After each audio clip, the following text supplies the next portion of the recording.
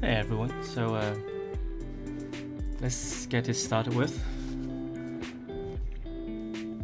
So apparently, like, I've only just realized the voice, as in the mic, was only coming out on one side from the previous streams. So hopefully it should be normal now. Because in the settings I had it as like stereo, and I'm only using one mic. So it was only coming out like on the left side, but it should be coming out of both sides now. But yeah, this is the final stream of the Mechanicore EXS Gundam, so got loads to do, and we'll be doing the weapon, the backpack, and the booster as well. So like, let's not waste any time. Hey Ultrans, how's the audio? Is it okay?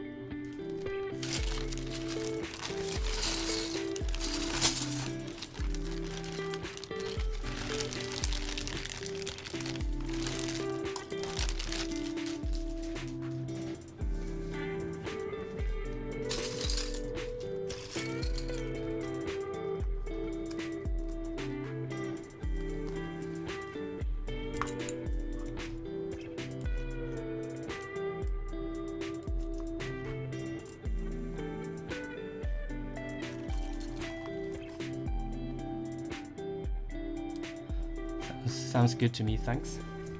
Hey Grumpy G. Nice to see the usual people here.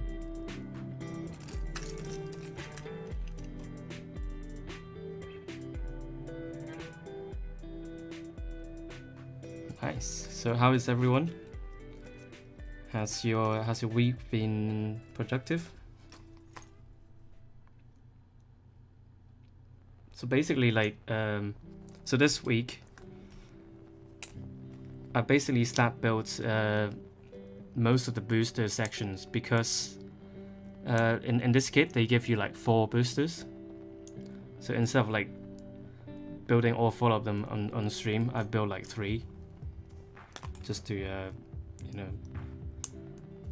make sure that this stream doesn't get really repetitive. But yeah, the one thing I noticed is that, like, well, obviously, like, they are very similar, but then they all have like 2 or 3 parts that's different, and because of that, like in the manual, like the boosters are separated in 4 different sections, which is a little bit annoying. Dr. Hasoon said, how long did it take you to sort the parts in bags? Yeah, quite a long time actually. I remember, like, in the first stream where I sorted the parts in bags for the legs, it took like 2 hours to cut all the parts out. So yeah, but it saves a lot of time for the stream though, so it's all good.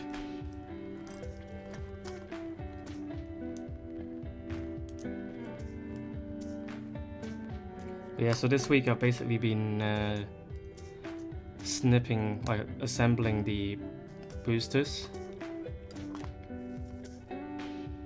and then I've also done a little bit of work on my next project, which is the some artifact kits. It's going well, I think. I will post more about it later, but I think it's going to be exciting.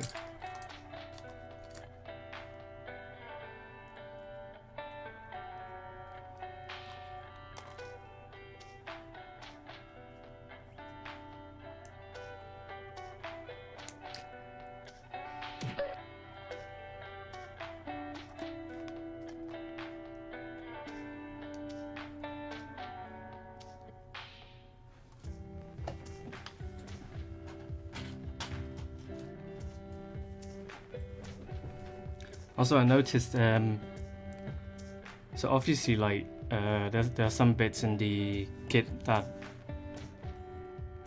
well, I don't think it's obvious, but like, so some parts of the kit, the wires don't connect to the main circuit, like the weapons, so like obviously like there's no connection to the main body, so some parts you have to use batteries, which sucks.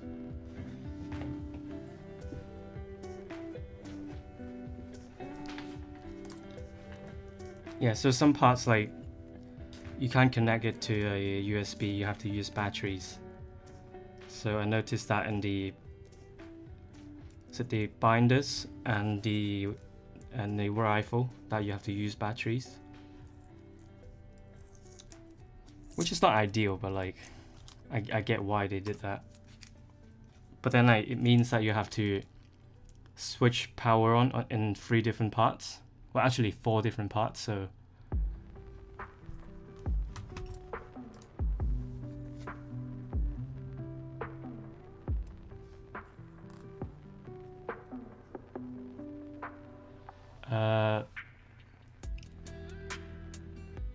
DR Hasoon, I said doctor, but I'm not sure if if it's supposed to be doctors. DR Hasoon.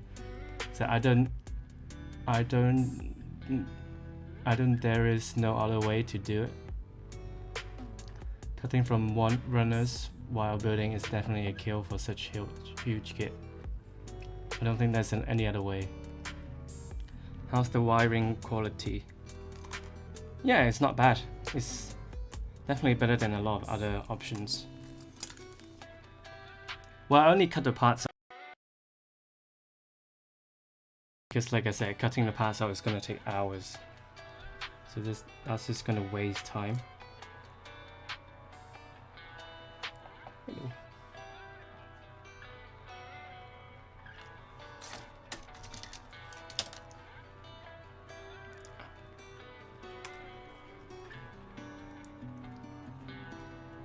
And like, I don't know why I'm doing the wires, because I don't think I'll even be powering it up anyway.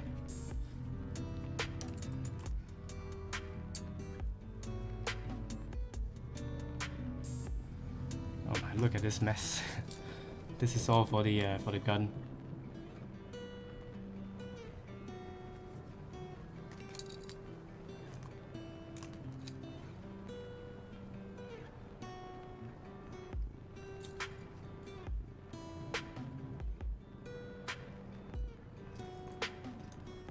It's nice that it's kind of color coded, and you can see like which part is supposed to be which.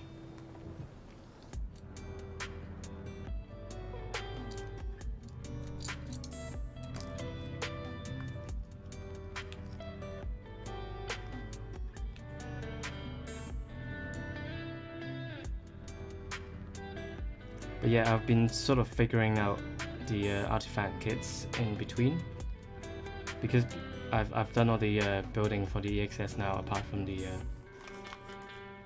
parts that I wanted to show on stream. The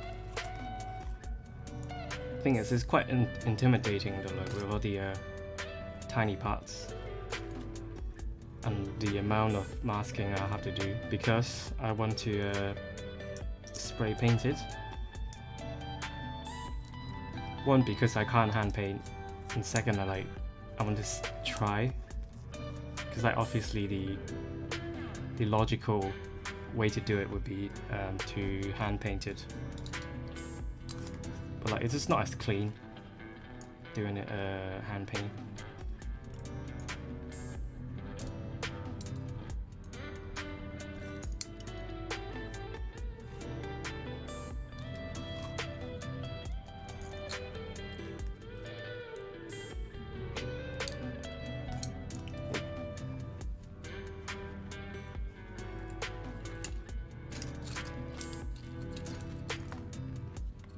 Anyone got exciting things want to share?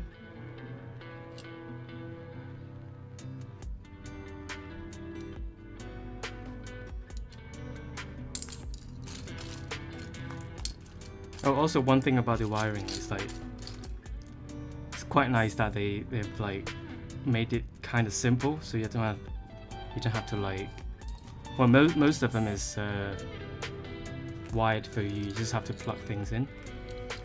Unlike the other EXS Gundam bus that I did, like literally you have to do soldering yourself for the whole kit.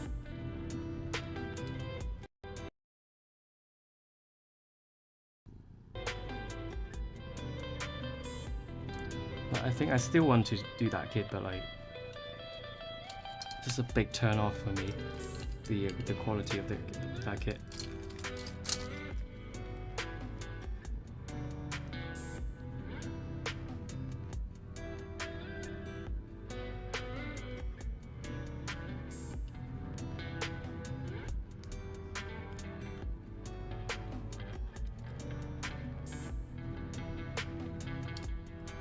Got my little assistant here. I don't know if you can see him. Say hi. Whee!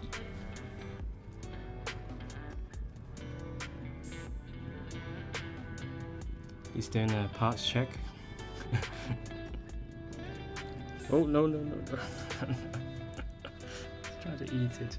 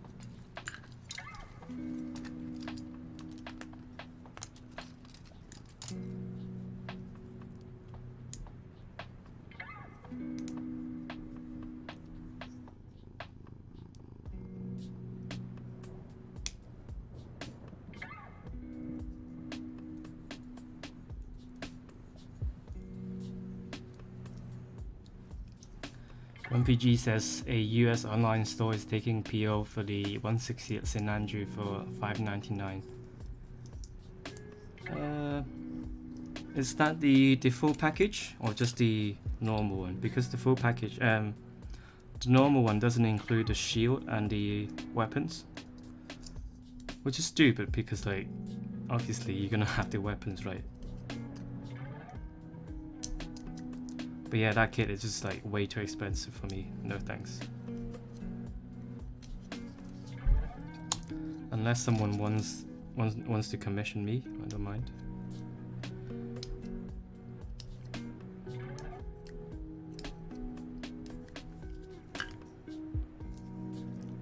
That's why I like appreciate doing commissions a lot, because like I'm not really like a collector.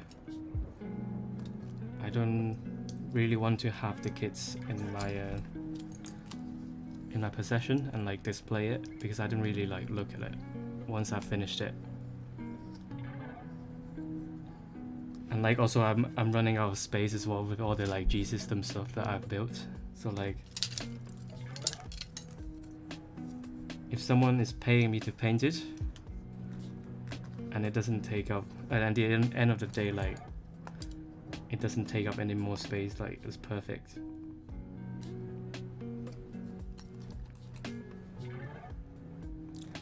From PG just the problem is it doesn't say. Yeah, it's probably the base version, I would imagine.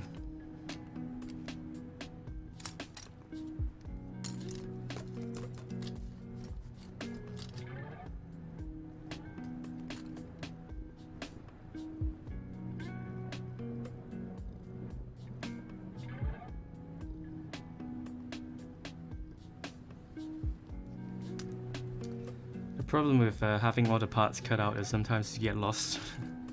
Like I'm trying to find a part which I don't see.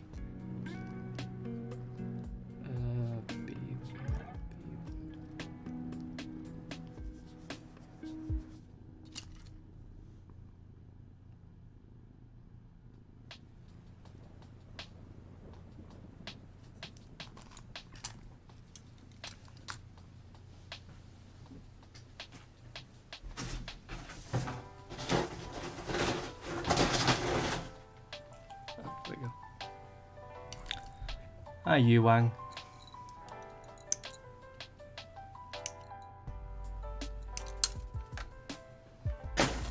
Like I said, if you guys weren't here before, this will be the last stream, and got loads to do, so got a weapon, got a backpack, got a booster.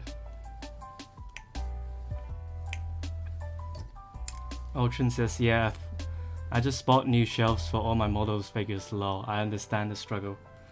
Yeah, I think like eventually I have to buy another the IKEA Detolf.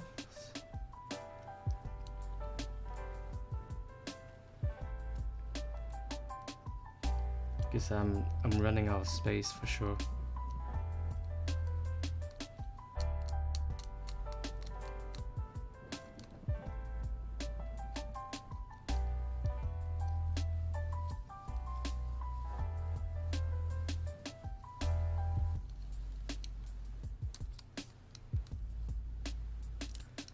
The manual is being confusing. Nice.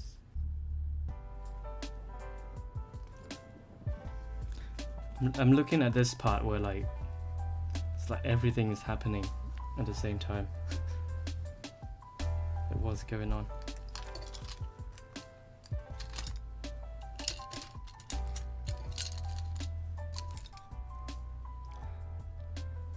D-top is the glass one. Yes, it is the glass one. It's the cheapest one. So.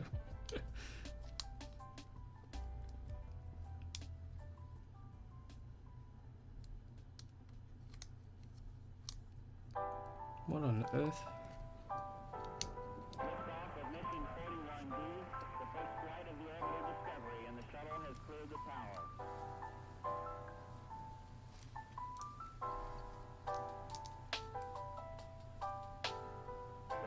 Computers now have primary control of critical vehicle functions.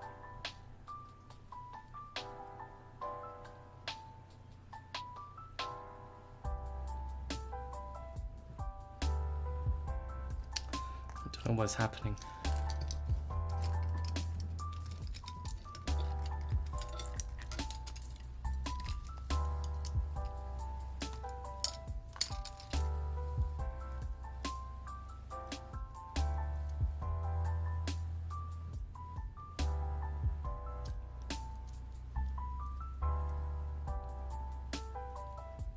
Grumpy G says, just make sure to dust proof your detail by adding weather strips. Yeah, I've done that with my the one that I have right now.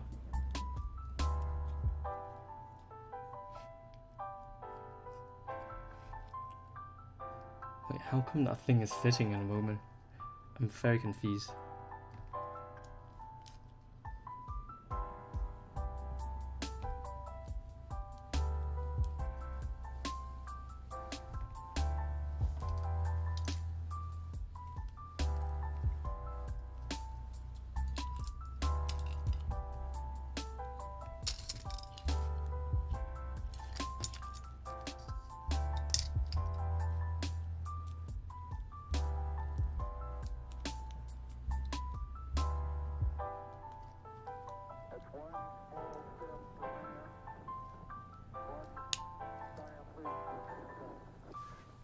Ultron says I have a couple of Kallax stacks instead. I'm not sure which one is the Kallax one. It's the one with the open squares. They do like 2x2, 2x3, 4x4, etc. Oh, is that one of those like kind of boxes where you can get like opening doors, like optional opening doors or something? I think that's the one I have as well.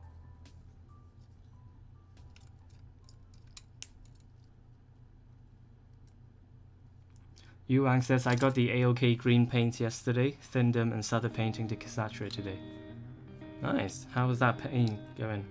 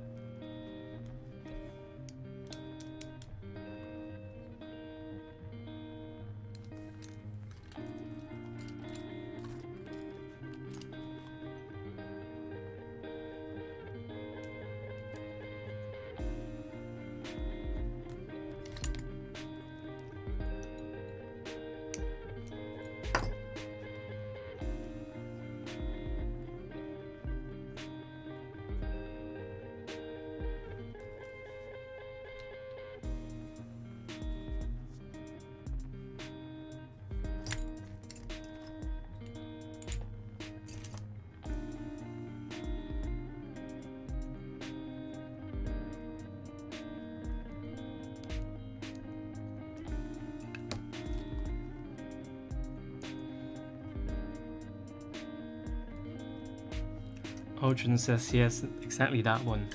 The lowest I have doors, the rest are open. Ooh, open. I'm not sure about that. This is gonna get covered by dust.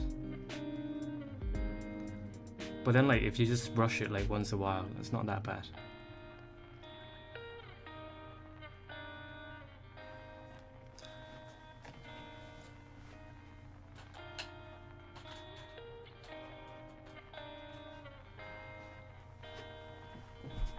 Yuang says slow but very enjoyable. So is the green like made for the Cassandra? Since like it's the same, you know, they made the kit as well.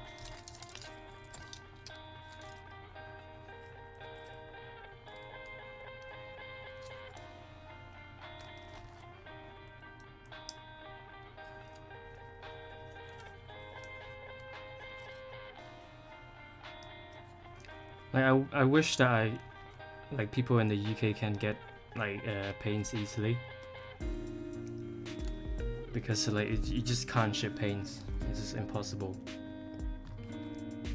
But like I've been very lucky. Like I sneaked like a shipment of Ankret paint once, and I basically got told off by the shipping company. So I don't dare to do another one.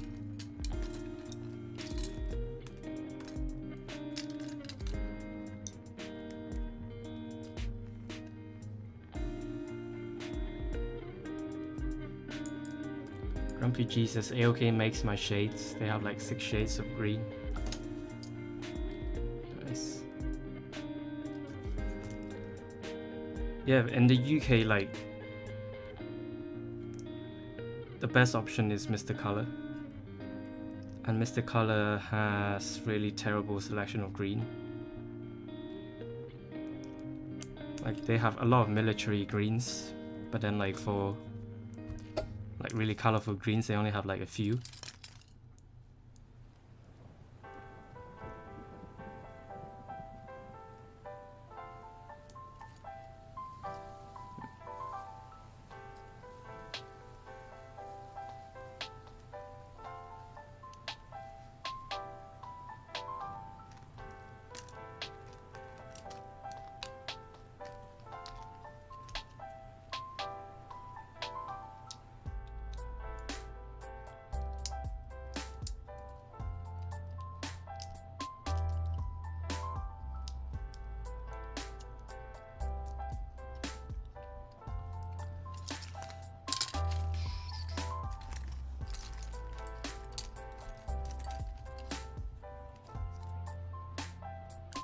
Yuang says, I love the greens you use on your Mercer Cassandra.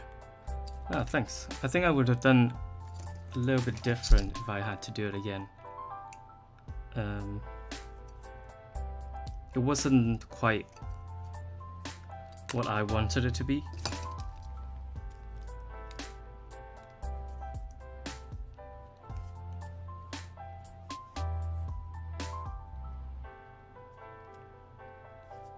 Like the greens from Mr. Colors are a little bit too blue, whereas I want it to be a little bit yellow.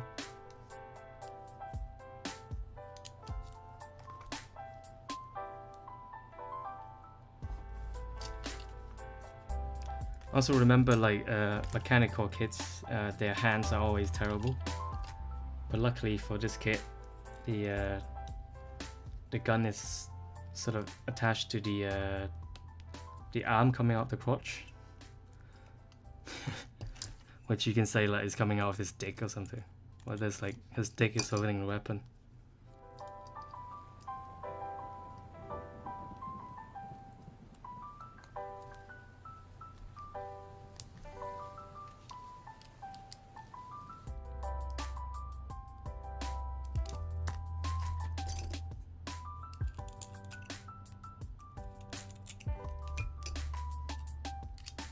But yeah, this weapon is not the same one as the actual EXS would have. I think it's yet to be released, the actual weapon.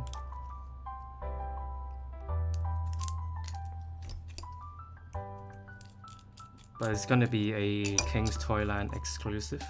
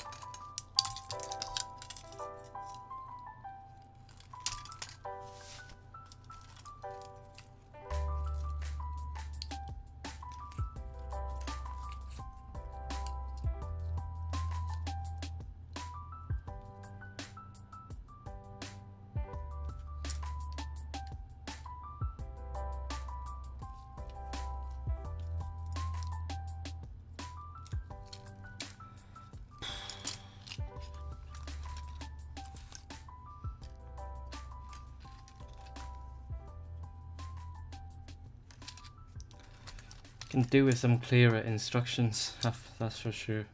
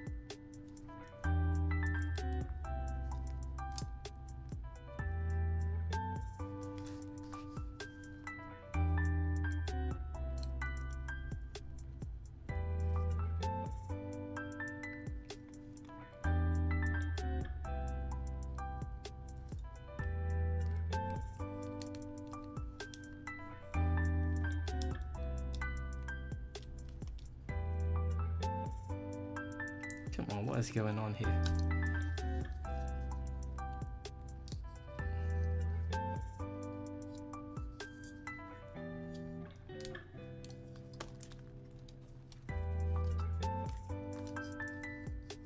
Grumpy G says, do you use a specific type of spray booth or DIY type?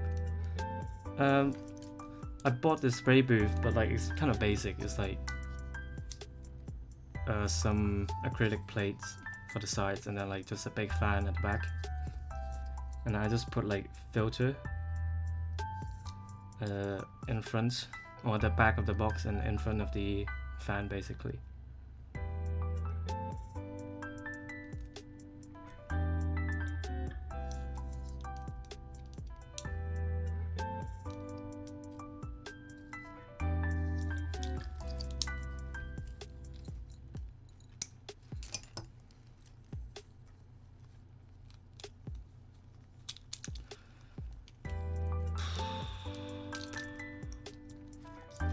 This part sucks.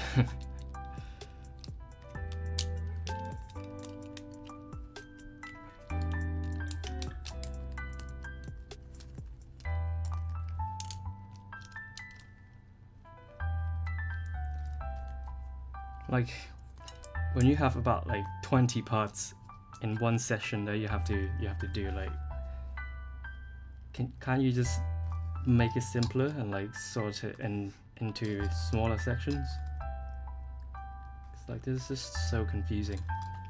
And some stuff, like I don't know if you can see, it's a bit blurry, but like this part, it doesn't tell you where to attach it and like when to attach it, but then the next part is assembled, so like come on man, it's got to figure it out yourself somehow.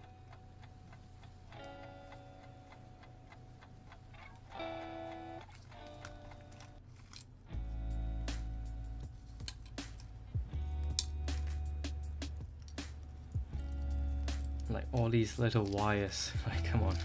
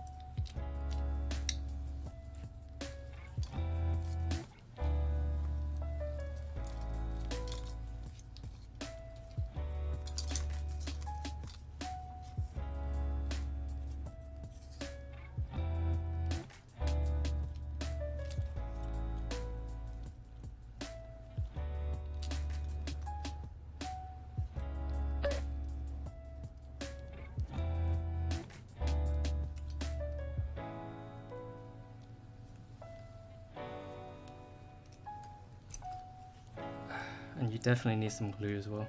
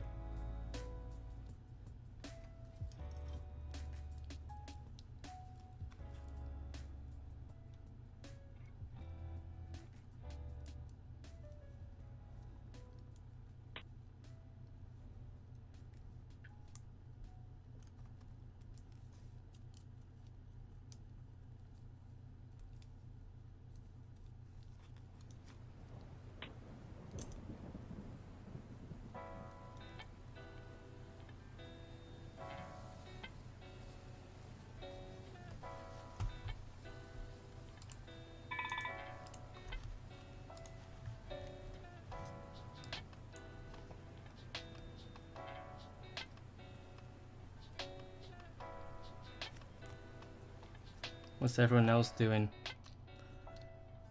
Or what have you been up to?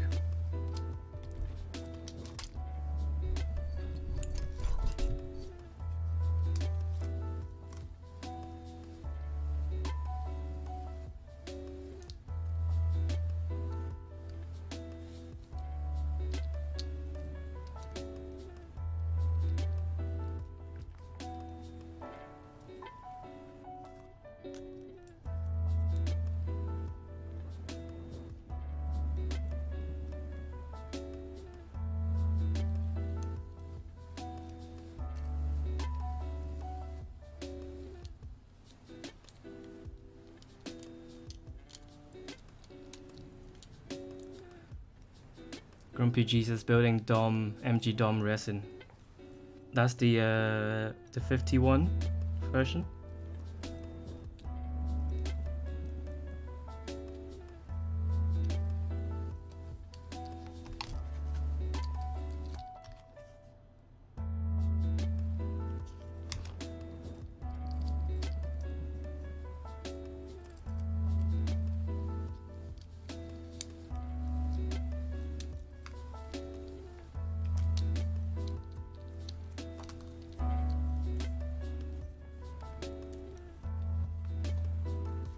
Yes.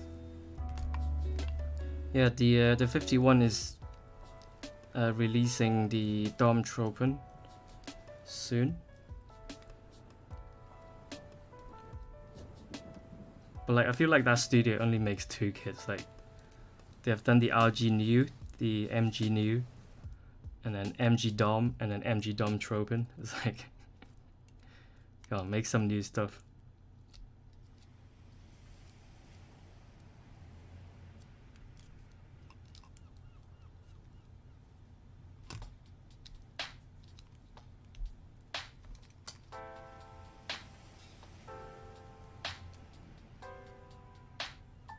Grumpy Jesus, but it's the less detailed one. They made 2 versions. Yeah, the one I did was the more detailed version, I think. But it was a recast though, so.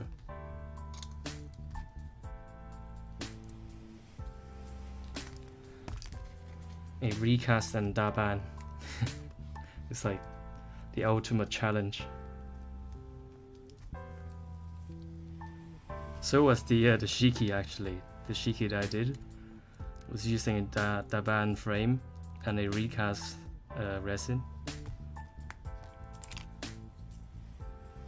It's quite challenging, not gonna lie.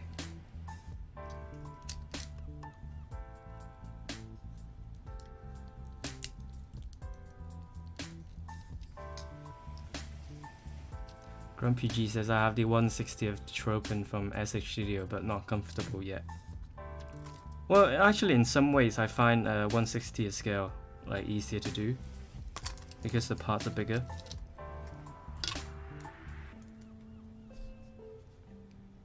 And the thing is, like, the bigger the parts are, the less flaws will show. Because like relatively like the scratches and like paint imperfections will be smaller. So for example, the artifact that I'm gonna do, like everything is gonna show. Like, can you imagine like a piece of dust would be like the size of a panel line, basically.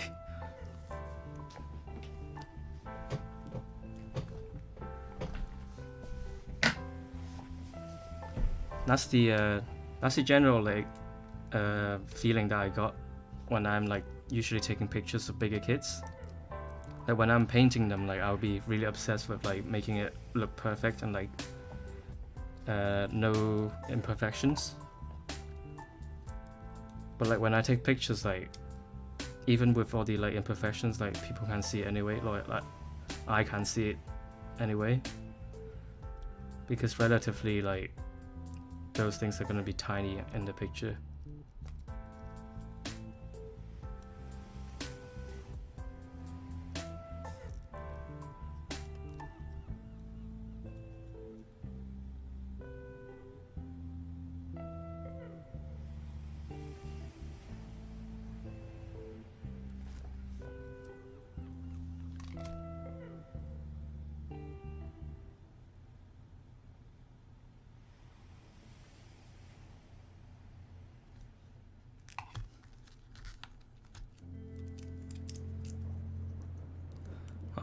Spend half an hour doing this part.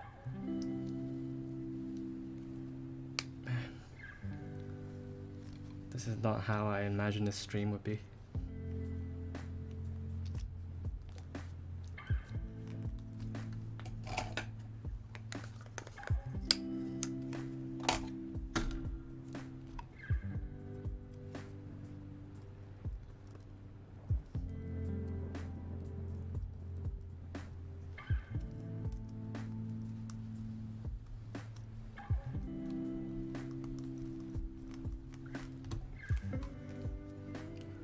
I still don't know what's going on with these little thing.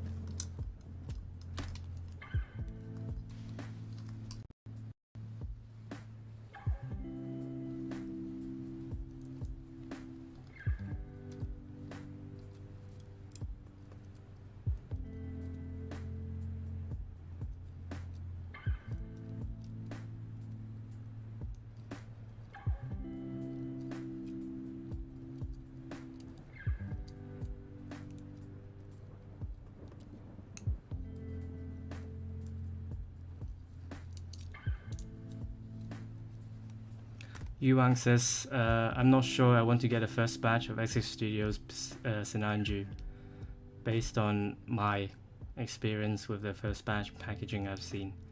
Got the PG Unicorn for the Sinanju 2 days ago.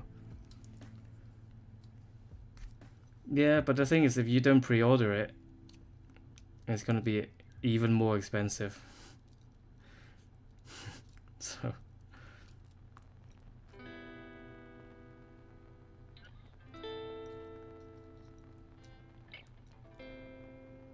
Komorebi says hello. I'm at the moment very stuck on this part because it's very confusing. It's this little part.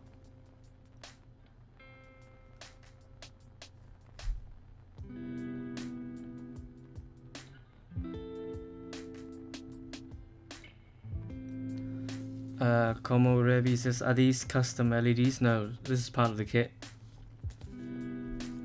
But it's very annoying. Like, the LEDs itself is not annoying, it's just like the instructions don't tell you like really precisely how to apply.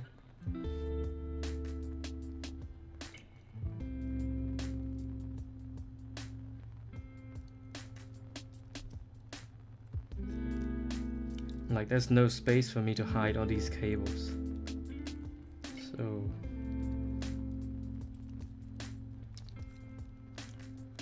come on, Mechanicore. What were you thinking?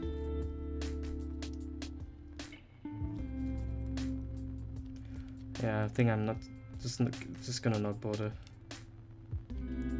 'Cause first, I don't have the batteries to power this up, and second, like, can't be asked. I'm just gonna try to shove it in and then just like call it a day.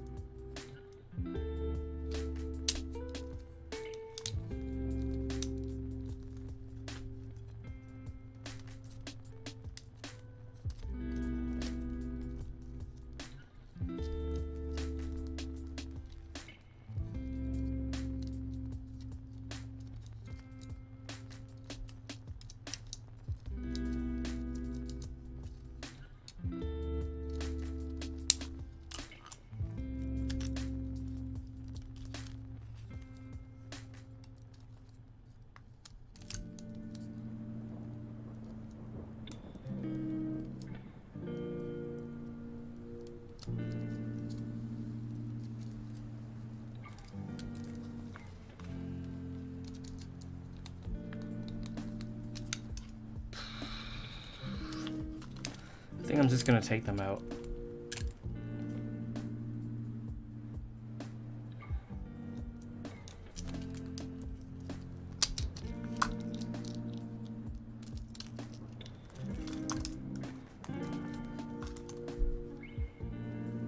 Too annoying.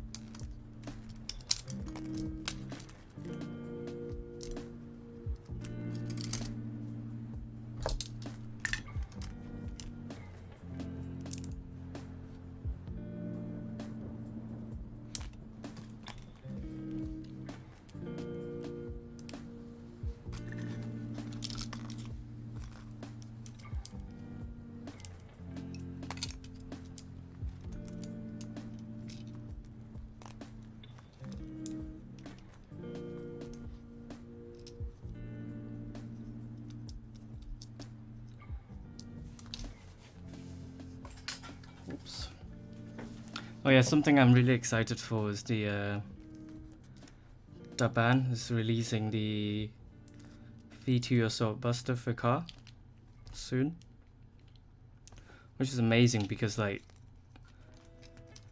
it's one of those kits like Bandai just don't want to print again, and because of that, like the price of that kit has been like skyrocketed to like an unreasonable price. So like no one want to buy it. So like actually now that Bandai is printing it, it's gonna make it a lot more affordable. Grumpy G says, okay, I'm tired now just by watching you, lol. Yeah, I've given up on the LEDs. Just gonna build it without, because like I said, I don't have the batteries, nor like I would be turning it on anyway.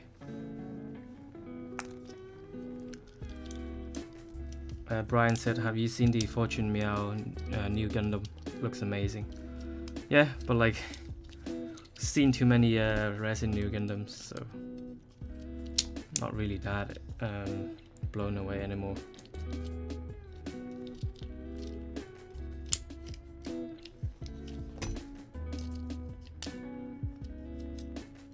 Yu Hank says, so we lost the LEDs in the weapon. Yeah, it's just too complicated. It's not worth the time.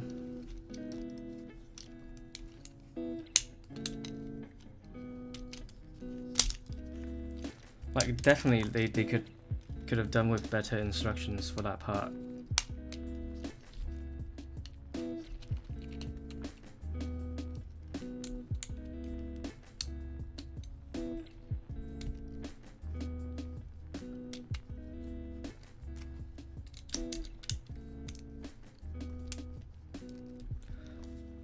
But yeah, I've seen a store in the UK selling the V2 Assault Buster for about £120.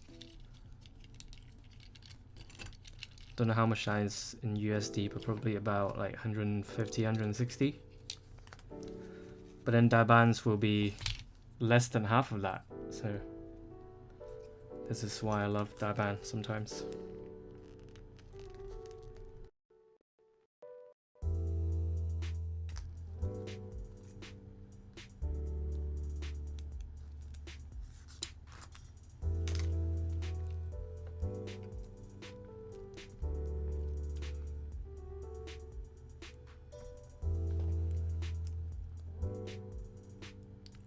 Like I know a lot of like Bandai purists really hate Daban. Bandai purists that hate Daban. Wow, that's confusing. But like to me, someone who paints kits and like customize, like really love Daban. And especially for people who do resin kits as well, because like you don't want to pay full Bandai price and to just use the frame, and all the rest of the stuff you just throw away. Like the Yakushiki I did. Like if you want to buy the normal Bandai thing, you pay the full price, and all the nice chrome armor parts you're not gonna use.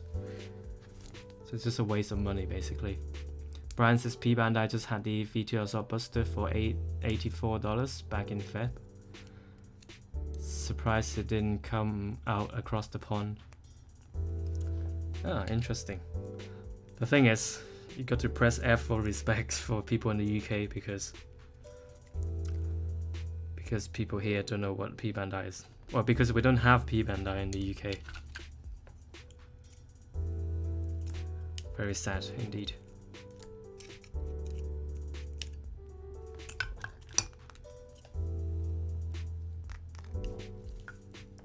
So basically we just have to buy from overseas and pay for the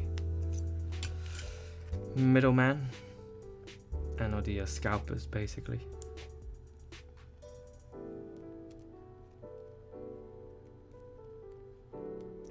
But yeah, I don't know what you guys think of think about Bandai or P Bandai basically like printing all the kits in P Bandai, printing all the normal releases in P Bandai.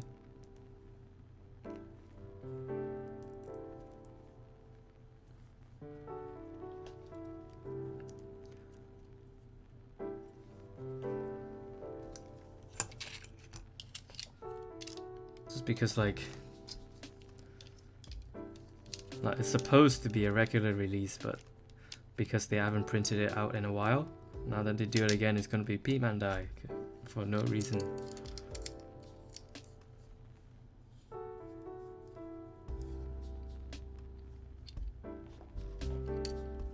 Oh, this weapon is quite long actually. Hello.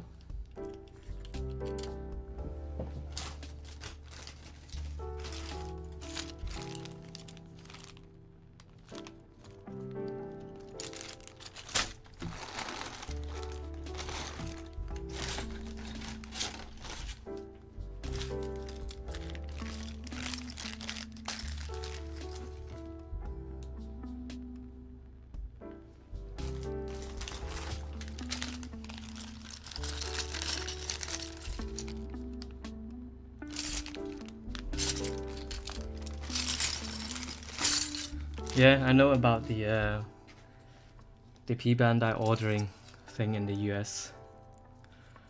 It's quite hilarious. Well, I think it's across the world as well, like P Bandai in general. Everything just goes out of stock immediately. No one can buy anything.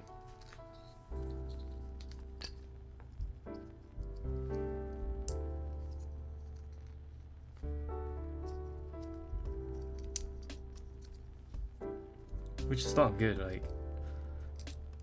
Bandai should just like make more factories and print more stuff and stop making regular releases to P Bandai.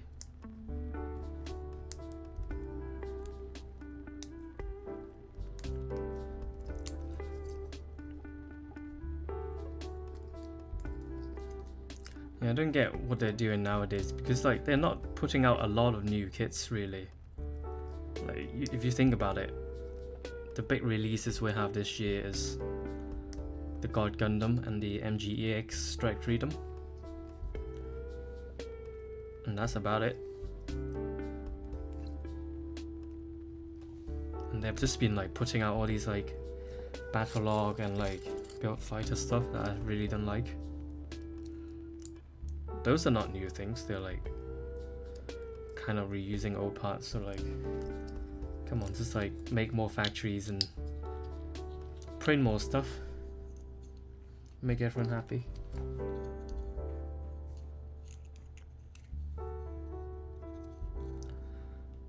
Juho Tan says hi, hello.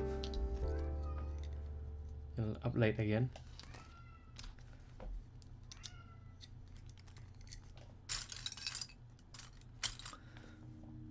Brian's Yuan says, didn't they just open up a new factory in mainland China today? I've heard that they're opening new factories in Japan, that's why I'm aware.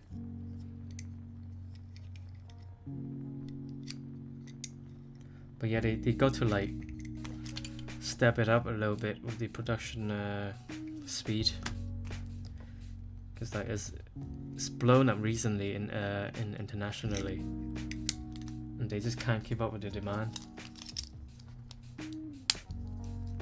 Obviously like COVID as well, but like even without COVID they still have to do a lot of printing.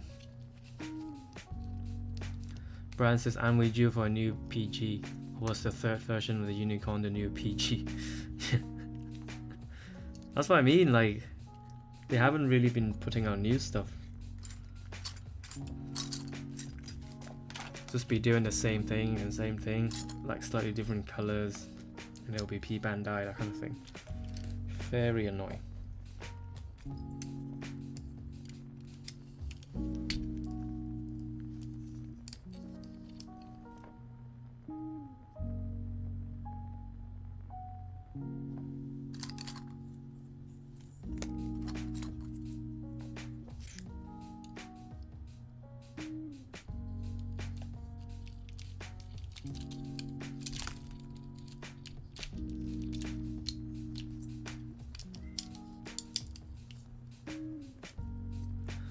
Geotans has just got back from supper. Wait, aren't you in like Singapore or something? Malaysia? Isn't it like 2 a.m. or something there? Brian says, I hate that the OPGs are just dead. Your G Gundam build made me want a PG grams to do the same, or maybe a Mark II for the SX Studio kit, and I'll still kill for a PG setter that doesn't cost me my firstborn. Yeah, that's my problem as well. Like, they just aren't printing a lot of stuff, reprinting a lot of stuff, and there's a high demand for those older stuff as well.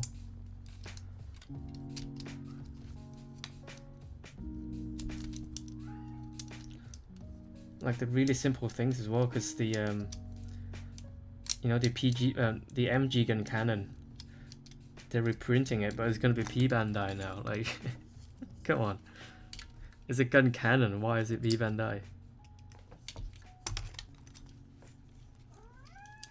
Wait.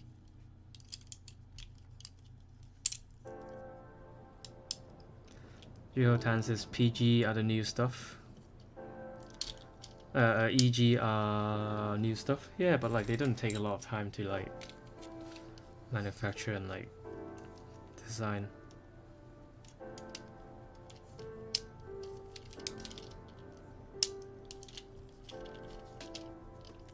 New building system for EG. They need more people to get into the hobby. Yeah, today.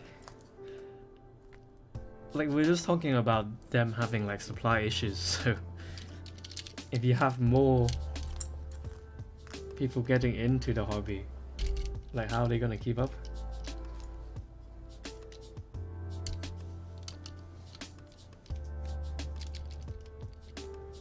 Things are already so bad. They just need to like a lot more factories start printing all the stuff that is out of print, and everyone will be happy.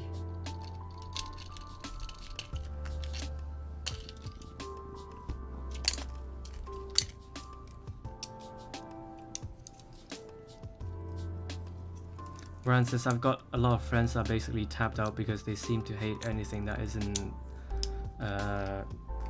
0079 or Unicorn. They're dying for some of the 0080 and 83 Xeon kits that aren't resin conversions.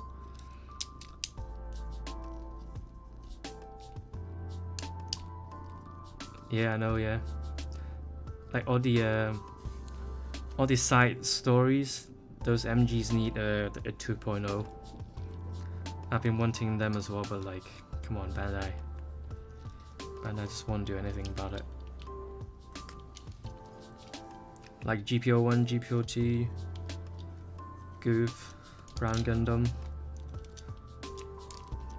2.0 for those would be nice.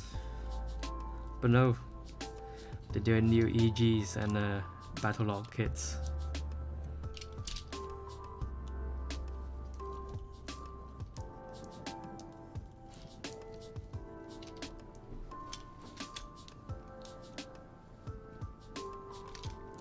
Yeah, Bandai's just being Bandai. And like they're really keen on that like F90 thing. Like they're doing it A to Z, like 26 kits. It's like no one cares, man.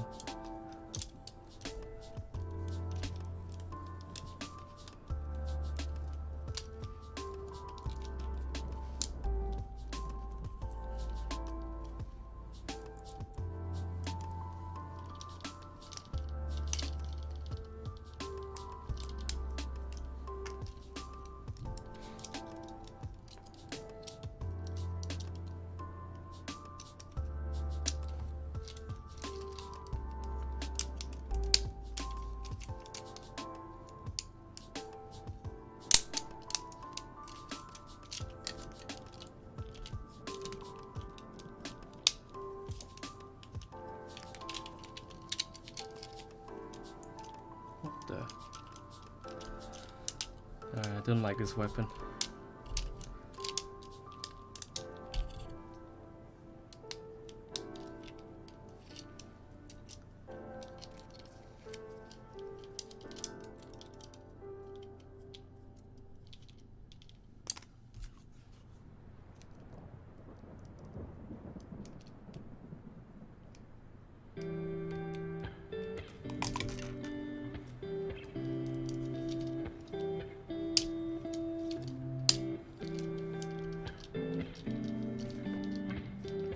Geotan says, well, HK, China, Japan can't say for the other part of Asia.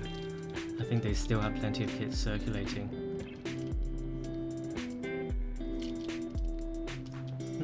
Maybe, but like everywhere, like in the West, it's like nothing. Brian says Saku 2 Kai, Rickdom 2, Camphor, Gelgood, Marine MG. Well, the Gelgood has like 2.0, so that won't be renewed again anytime soon. And actually, the Gelgood is pretty amazing kit.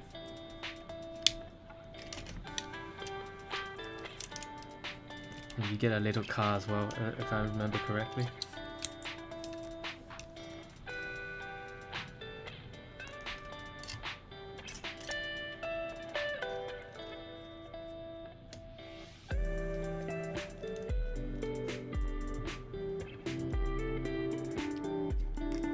Yuang says, I checked with my Discord folks. Bandai changed the logo from Made in Japan to Bandai Hobby Center Quality after they opened the China factory. Oh yeah, maybe. Actually, the I noticed the artifact kits were made in China as well, so I'm not surprised. I mean, nothing wrong with that.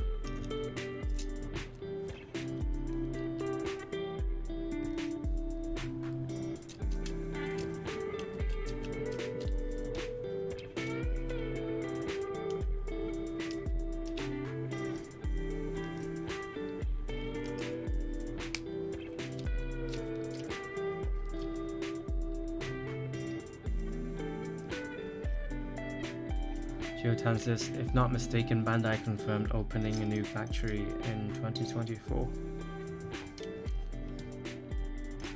Wouldn't that be nice? Like, why so late? They do it now. They need it now.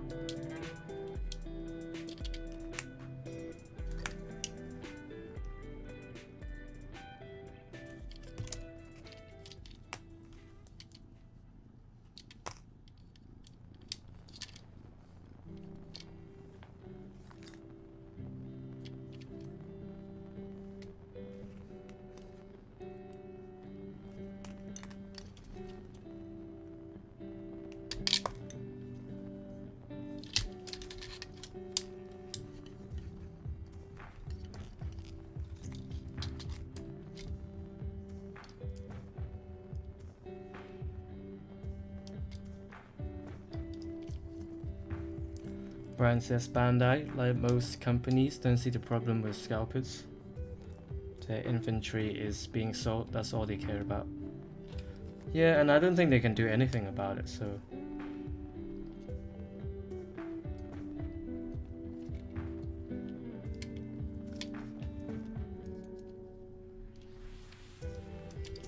Like, I know that Japanese stores have been limiting people who they like do a mini quiz to people who are buying the stuff, which is hilarious.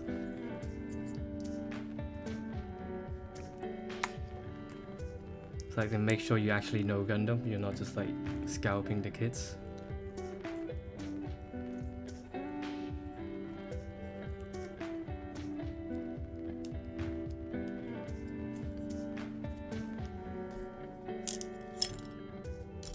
But the thing is, like, Bandai can alleviate the problem by just printing loads of kits.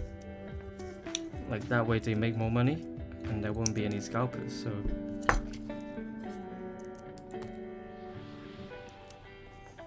I know it might not be like that easy to just print something, but like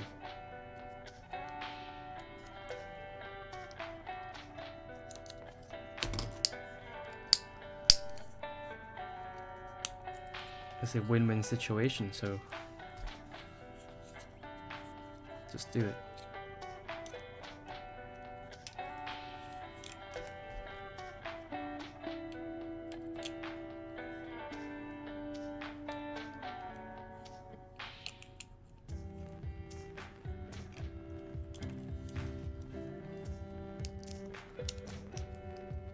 Brian says my favorite story was them asking people to tell them the name for the high V before they could buy it. Oh yeah, like asking how it's pronounced or something, right? Because it's new.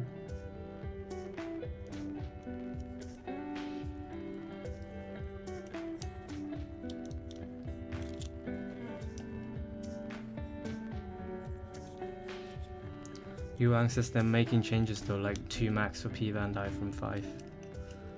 Yeah, I don't know why it was 5 before, like why would you let a single individual buy 5 kits?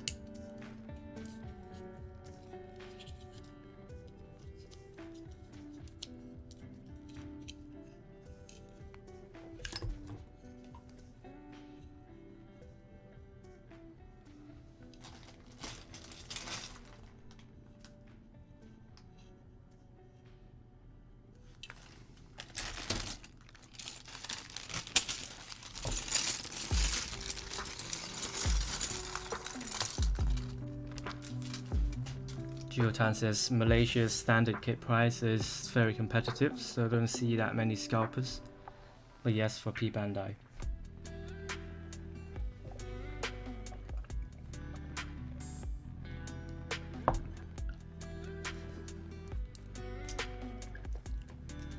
Yeah, prices in Asia are very nice. Like that's one thing I'm really jealous about. Because in the UK you basically pay like double the retail price for any kit.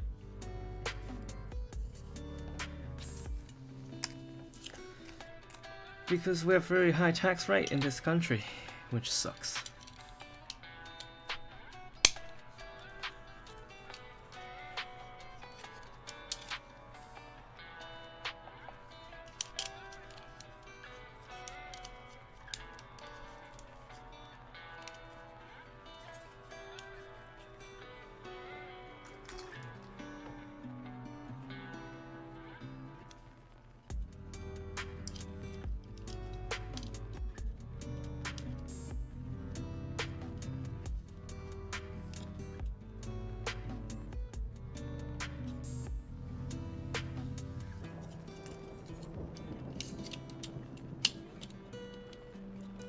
Yuang says, at least you have good healthcare. Yeah, that's true. Like compared to in America, it's just like ridiculous.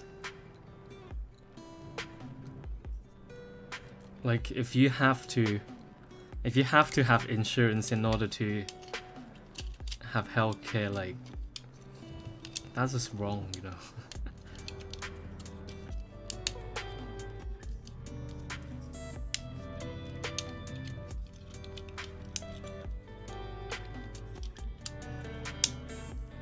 But like on the other hand, like you could just think of it as like we pay quote unquote like insurance too, just like by tax paying to the government. So in the same way, like it's kind of similar. But then the problem with having it free is that like people just abuse the shit out of it. And it's those people who don't abuse it, like they are paying for it basically.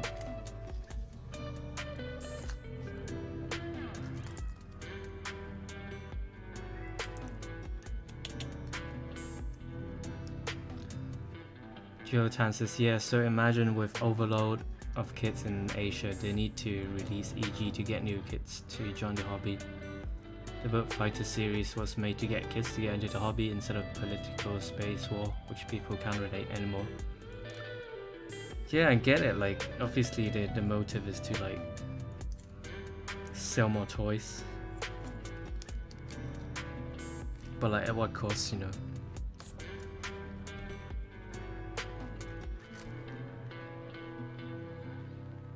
Brian says, "Don't take my political drama as space war." Yeah, that's what I like about Gundam actually. Like, I think Gundam is like a response to Star Wars, right? They're quite similar, like. And Star Wars is like a response to like Nazi Germany as well, because like there's like a lot of films that a lot of films came out of World War II.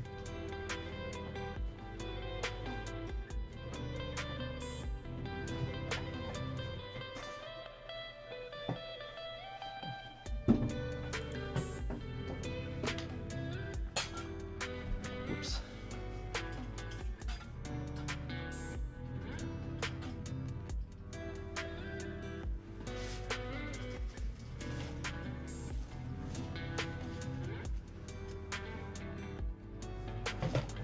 Just dropped a part on the floor and it's gone into the abyss. Anyway, but half the way Flash was super successful, but good luck trying to get a master anywhere. Yeah, I really like that film as well. Well, I was gonna say that so Gundam was like the response to Star Wars, but the main difference, like obviously, is it's not very clear. As in Star Wars, you have like Jedi and Sith. It's like black and white. But then Gundam, like, it's not that. Well, apart from the original Mobile Suit Gundam, which the Sion was like pure evil. But then they flipped it around in the Zeta Gundam, where the Earth's Federation was the bad guys, which is quite interesting.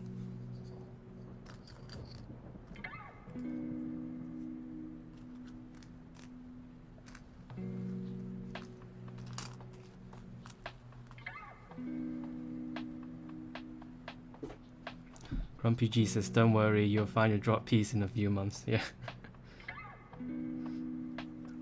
Like, there's like a stereotype of like pieces drop on the floor just disappear, but like it's so true. Happens to everyone. You drop it, it just like immediately disappears.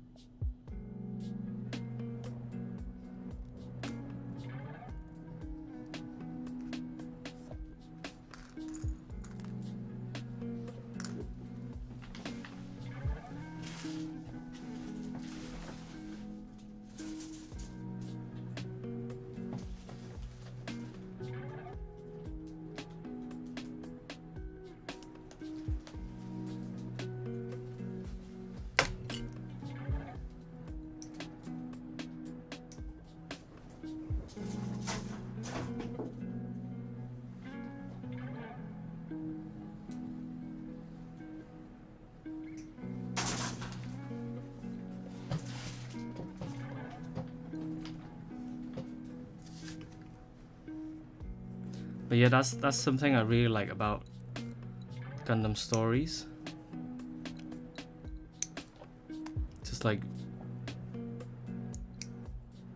things are not really black and white, and like it's no pure evil and stuff.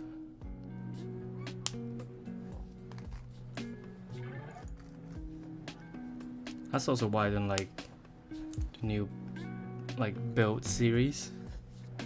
It's like this is purely for the kids.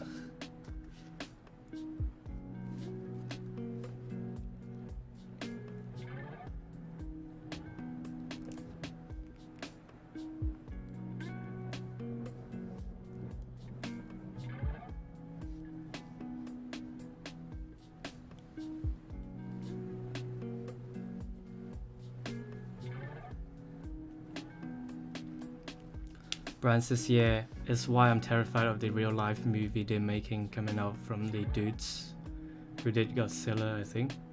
What are you on about? Oh, the Gundam movie. Brand says, feel like they're gonna miss that. Gundam is actually more a character drama told through giant robots versus the giant robots being the point. Yeah, I don't have really high hopes for the movie. Even the first look of that, like the teaser look of the Gundam, I'm like, what the hell is that?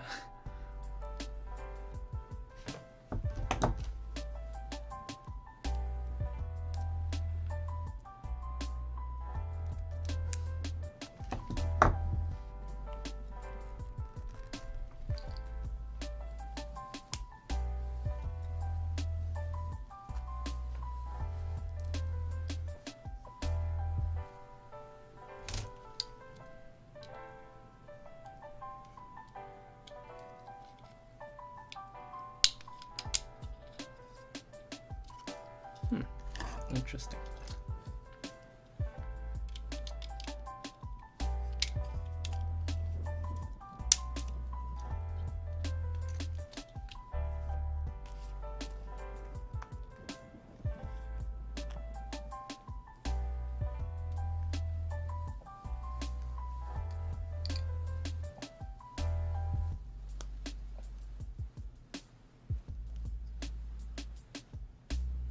Yeah, for the same reason, I really like the Origin series. Just like there's like a clear sort of similarities between like Earth's Federation and the Xion. It's like there are some real scumbags in each faction, but like there are also people who are not.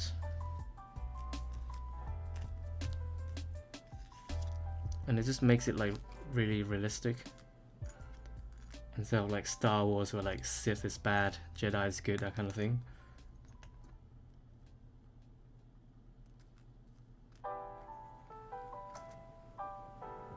Liftoff of mission 41B, the first flight of the orbital Discovery, and the shuttle has cleared the tower. Brian says, my only issue with Origin was I felt it teased them redoing 079 and then they just didn't.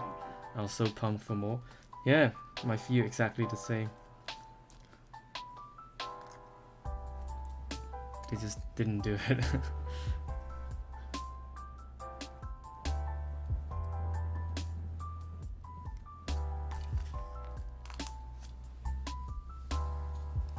Grumpy G says Thunderbolt to me was a great story. I hope they make a third one.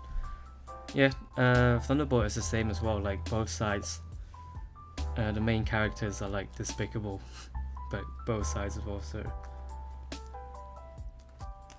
and they both do like horrible things to each other.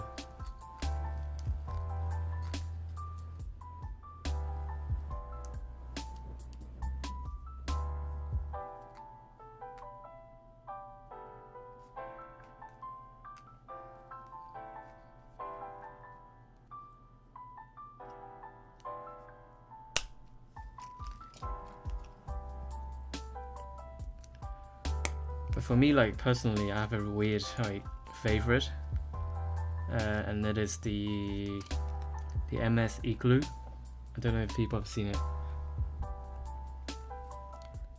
because like it's like the darkest series for Gundam. Don't let me know if you guys have seen it.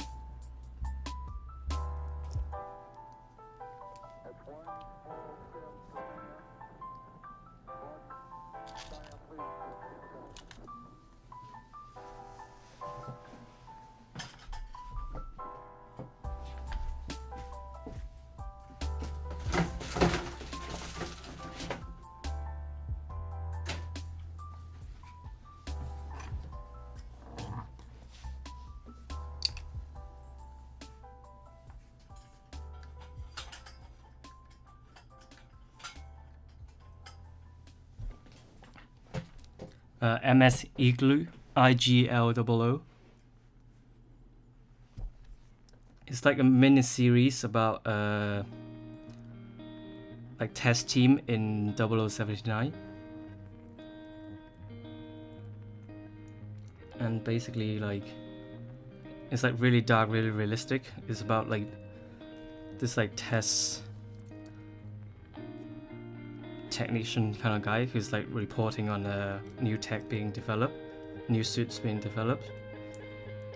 And like none of the suits in that series make it to the main series, of course. So like all of them fail, and it's just really sad.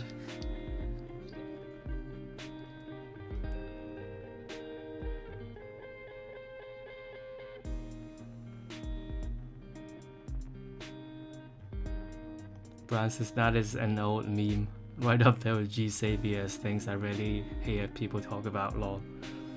Yeah, I don't know why people haven't seen that series, because it's amazing to me.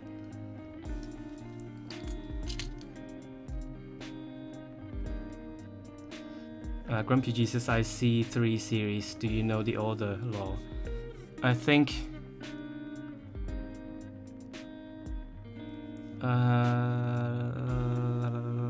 let me think. There's like Gravity Front. There's like 2 series of that.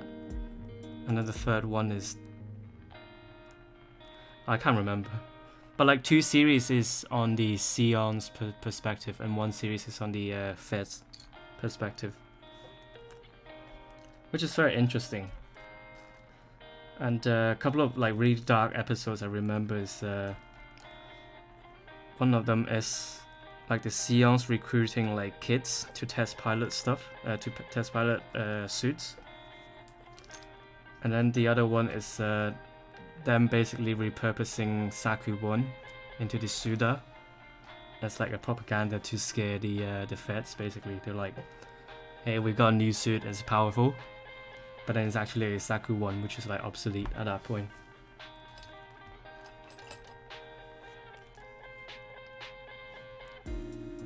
Brian says Gravity Front was season 3, Apocalypse 0079 was season 2, and Hidden in 1 Year War was season 1. Yep, watch that in that order then. It's amazing, like I love it. Like it's kind of weird because it's 3D animated, so it's a little bit strange. And there's also a subplot of like a gravity, like a gravity in a ghost form.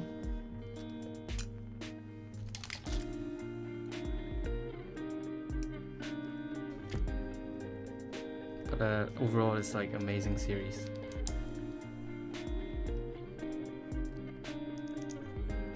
I'm trying to not to talk too much because like I can't focus.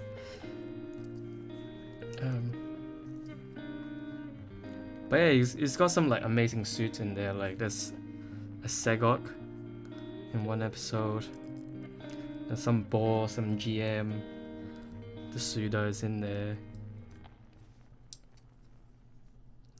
My favorite is that tank, where it's got like a half Saku in it, and the hill. I don't know how to pronounce this.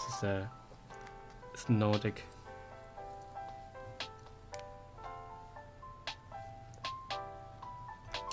But yeah, that episode was awesome.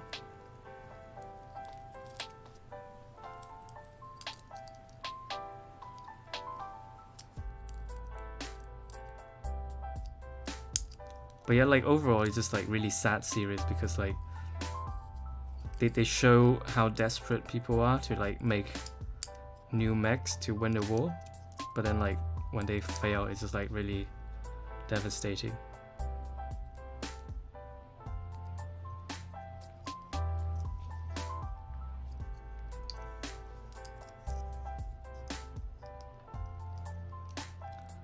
Brian says, yeah, it never really resonated with me because at the same time I had just watched it, sandwiched between 0083 and 8th MS Team, which I like the tippy top of story plus animation.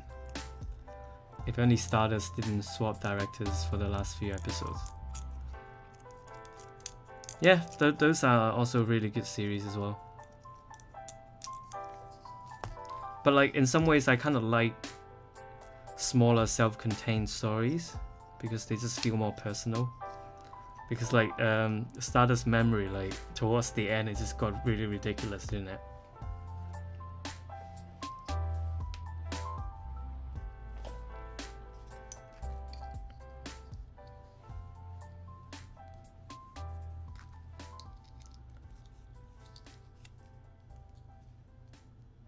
And like the suits that just didn't coincide with the timeline as well. Like the Dendrobium and the Neo Seal.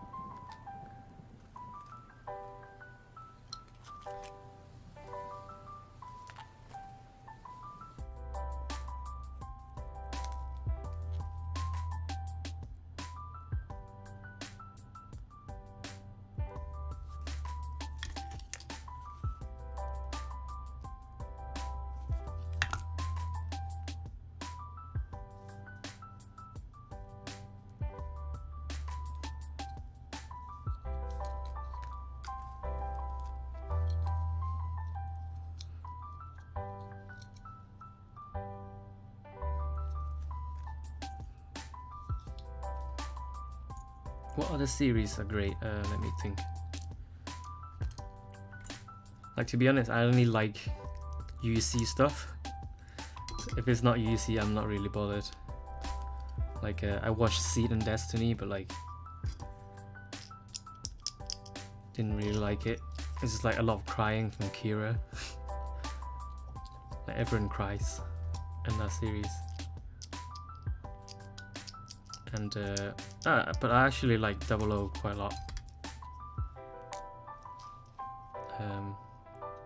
If the series don't have like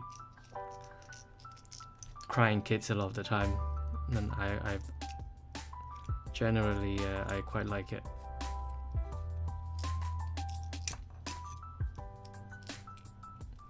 Brian says Seed had great designs. I know it's sacrilege, but I love the Seed Saku more than the OG Saku.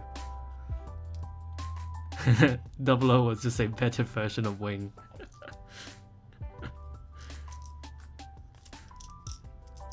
But yeah, I do like the designs of Seed quite a lot. Just the story is just like, I wouldn't rewatch it basically.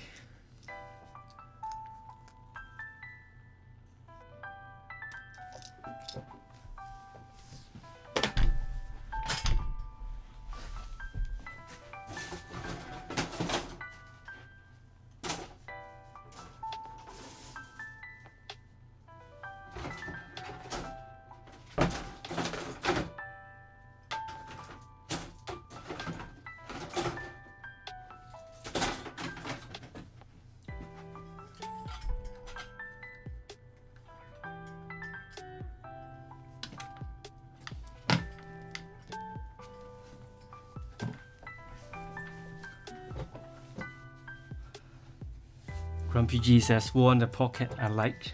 Yeah, I like that series. It's like all the side stories are quite interesting.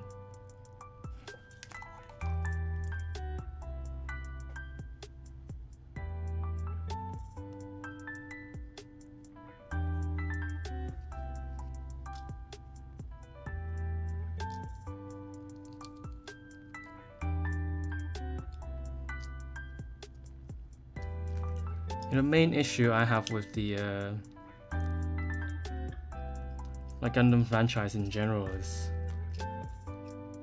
they usually, because they have to like appeal to kids, so most of the main characters are like kids, and it just doesn't make any sense to me.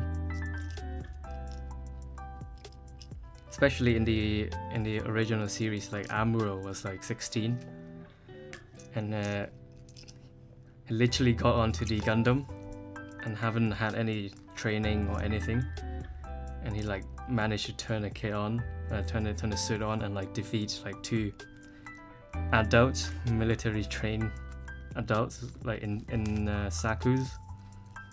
It's like, how is that possible?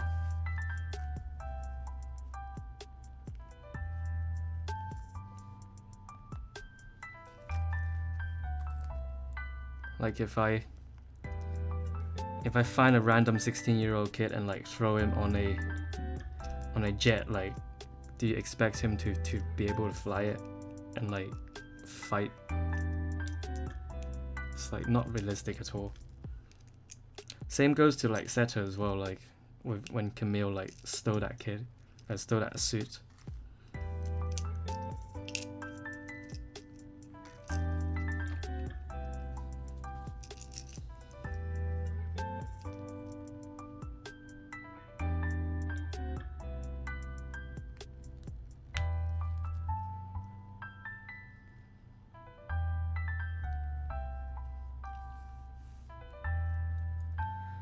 Brian says my biggest complaint will always be they ruin double Zeta to rush Char's counter attack, and then we got no references to Camille or Judo in CCA.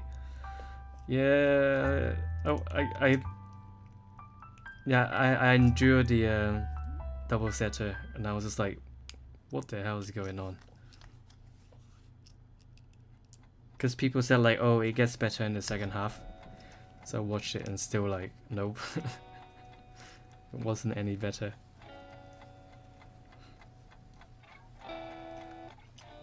And like, cause you know how Zeta they teased Haman and the Cubile, but then literally she only showed up in, well, Cubile only showed up in one episode, and I was like, what the hell? We waited all season for one episode of Cubile. Yeah, that series sucked real bad.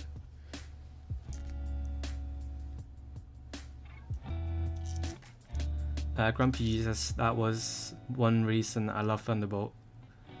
No kids as main characters. Kids was only used as sacrifice lol. Yeah, exactly. That's if there's no kids in there, I would like. So War in a Pocket, I like. Wait, no, not War in a Pocket. That's a 8th MS Team. I like. War in a Pocket, like, I don't know. Like the story is kind of too small for me. It's basically like 3 characters in that series.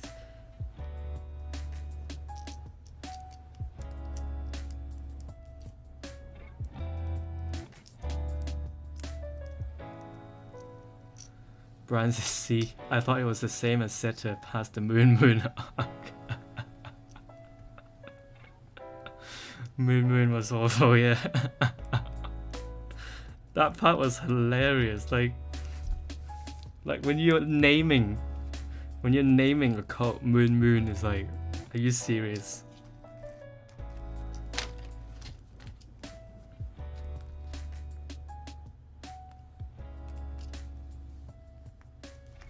And there's like one specific moment like where there's like a crazy woman with like red and yellow hair, and like Judo like fell. Oh no, it was the other way around. I think like she fell onto Judo and like he was grabbing her boobs or something. And then she literally said like, oh, what is this sensation? I like it. It was like, what the hell? What am I watching?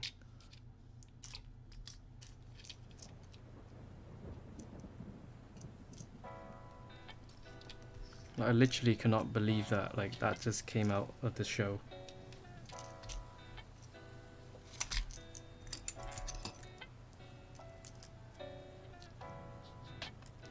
Brian says, at least they are turning it around. The Moon Gundam manga was actually great. The little I read. They're trying to make Moon great again.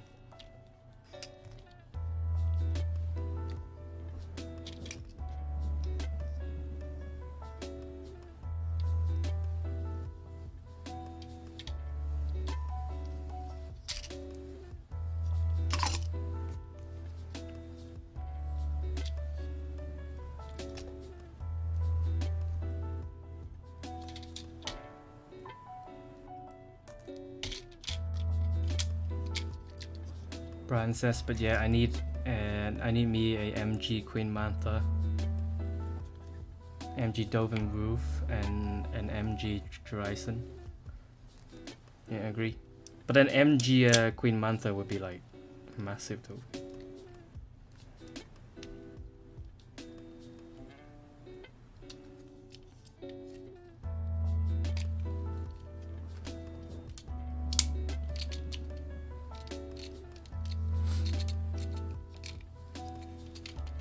And Brian says, oh, wasn't there a point when Judo was like bathing with Haman and the new type powers scared the hell out of everyone?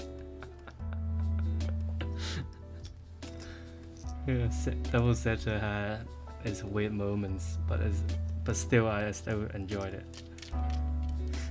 It's like, what is happening in that series?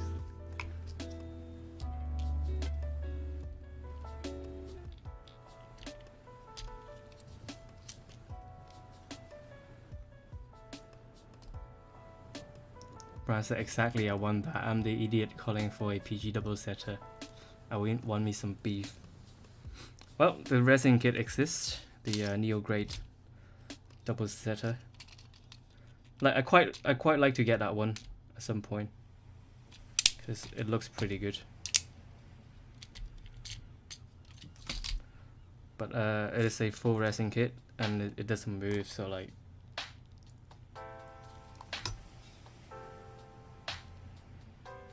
And it's a recast as well, because there's no original run anymore.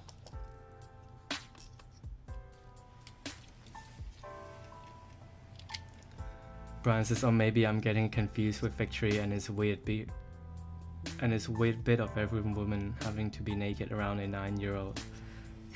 I haven't seen that series because I haven't heard good things about it. Apparently it's a bit meh.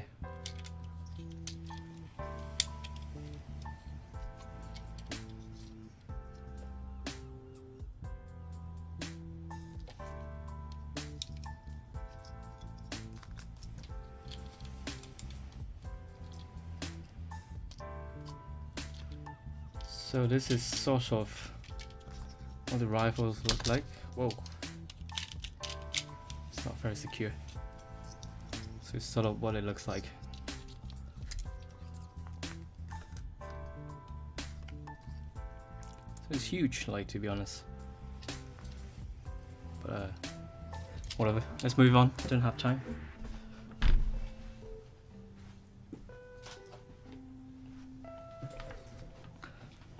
The next part would be the backpack. Grumpy Jesus, do you know if there's any 1/100 camphor resin kits out there? I don't think there is.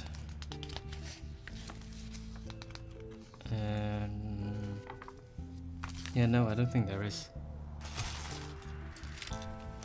And no one would make it for a conversion kit, because like the camphor MG is too old. But I don't know. Maybe Amazing Cast would be doing a resin with their own frame. Brian says, I think SH Studio has one. Interesting. I don't recall that. Maybe I'll look it up.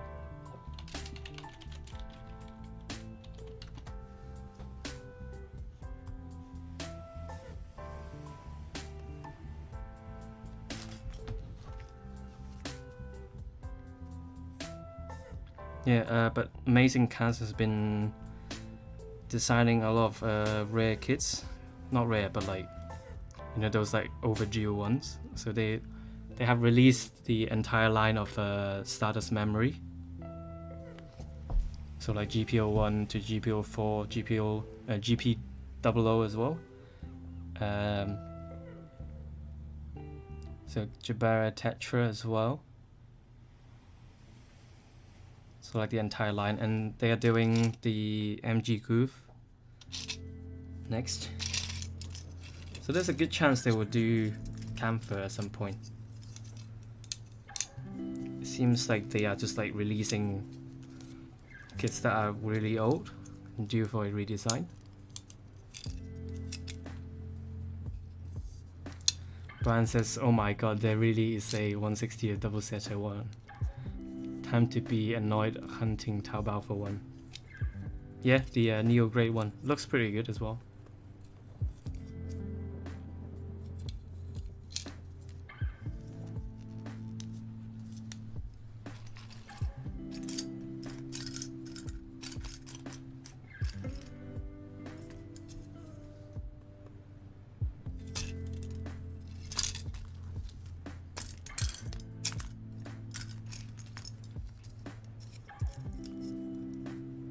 Yuang says, which studio Saku conversion kit do you think is the best?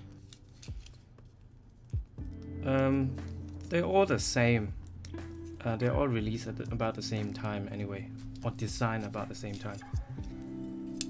So yeah, the TriStar High Mobility. There's only two types, right? High Mobility and TriStar Saku.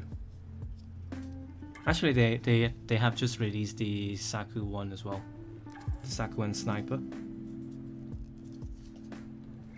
But like, I'll say overall they're all the same.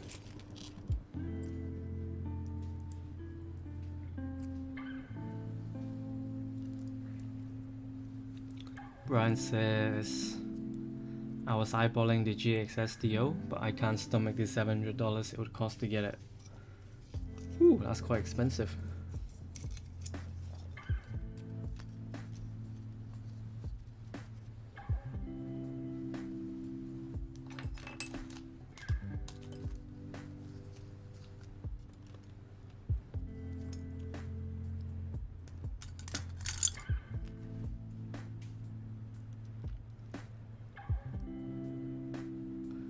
Yeah, Brand says they actually are the same kit, just different colors. I think Ridden and Shin both come with the same decals too.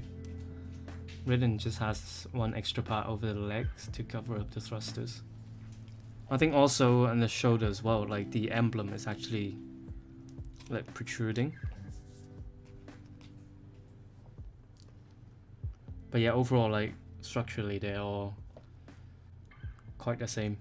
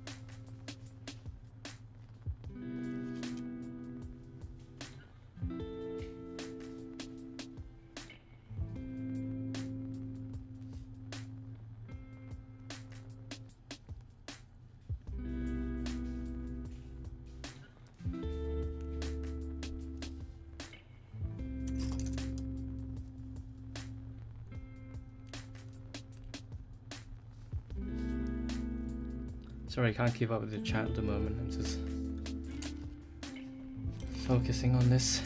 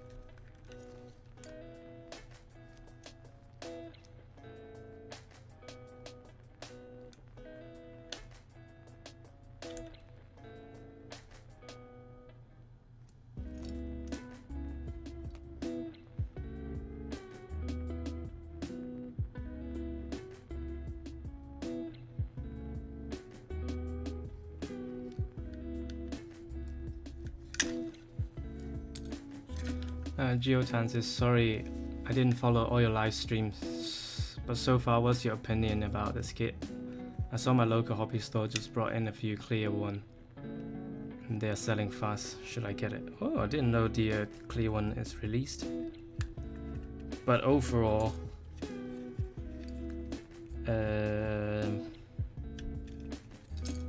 if you can deal with the frustration, I guess, yes,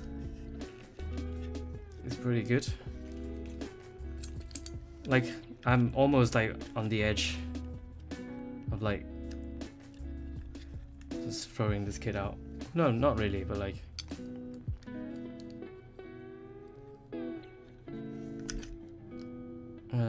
how should I say it? So if you've seen the EXS bus that I did, if I were to give a score for that one, it would be like 2 out of 10. And this one I would get like maybe 5 or 6.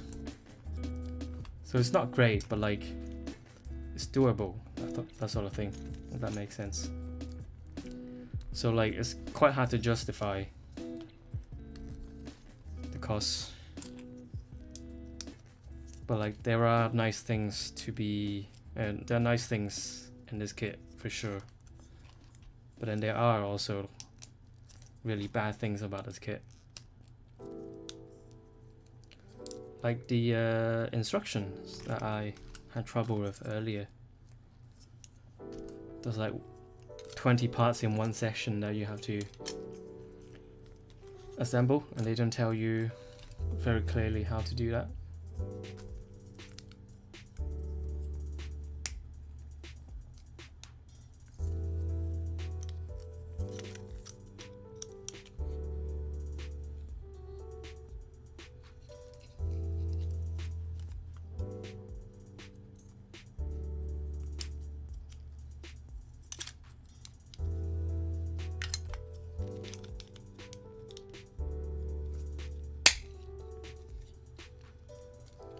Yeah, and the other thing I said about this is, yeah, it's quite expensive.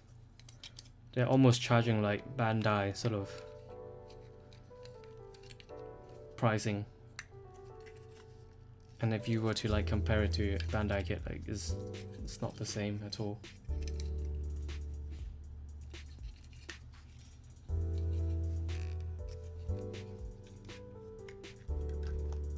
So it depends on like on you basically.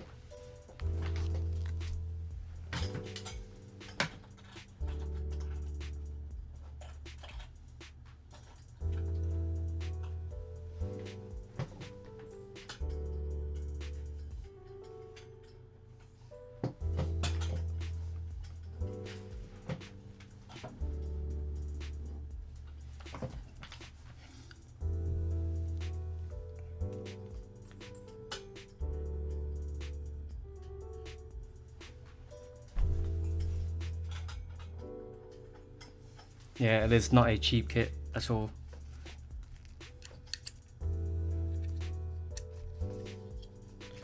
And yeah, one thing I really don't like about this kit is like, look at this whole thing, just one color.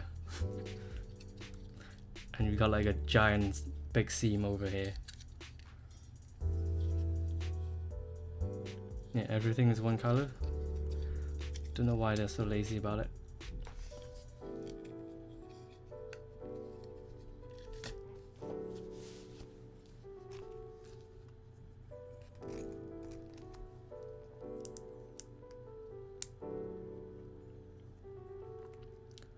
Geotansis, the one on sale right now is a clear kit, so do you think the inner frame would have something nice to show off? Yeah, definitely though. But yeah, I'm not sure about like clear kit, because like it'll just make the whole kit like grey, because you know there's no clear white. Clear white is just transparent, so it'll make most of the kit look grey and red, so it's kind of weird.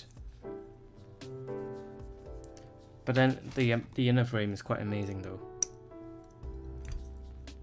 So it depends if you like that kind of thing, that kind of look, I guess.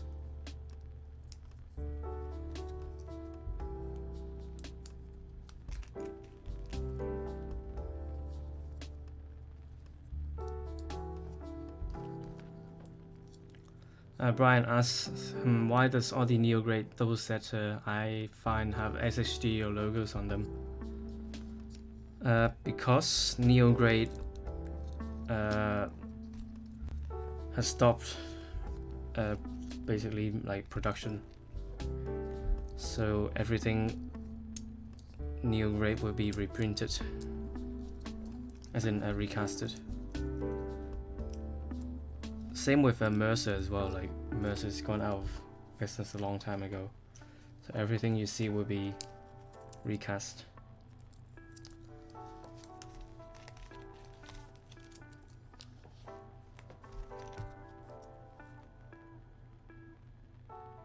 Brian says it's definitely a recast because Neo Grade's dead, I think, but not an SHD thing, I didn't think. Yeah, that's basically what I said.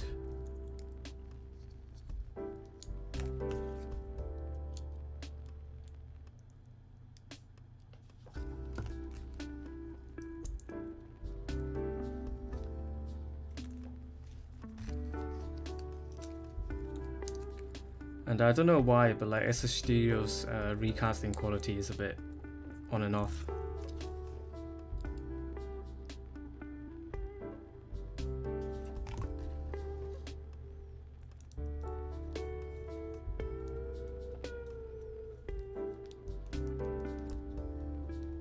Geotan says, well, I have a concern for clear nutmeg since since fitment you can't sand as it gets hazy.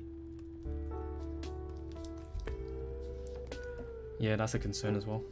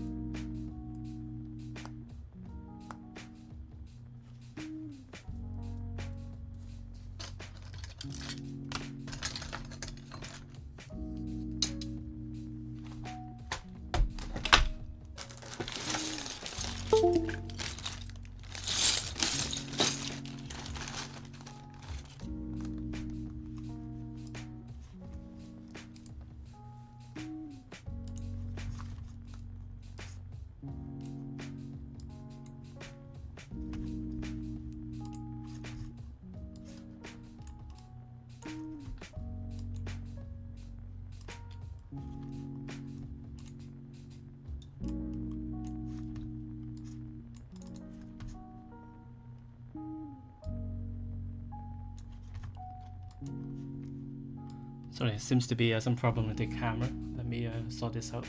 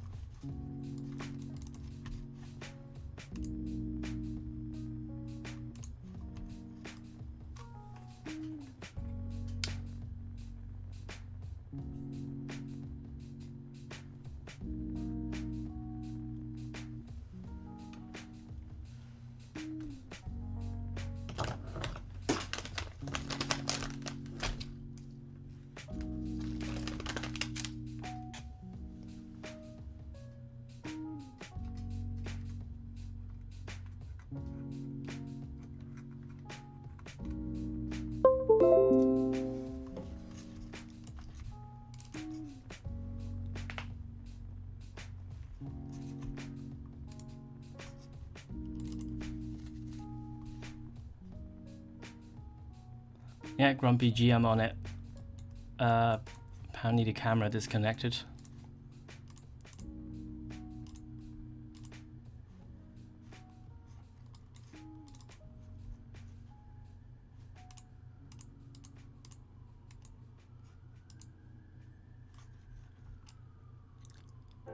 Should be back up now, but super small for some reason.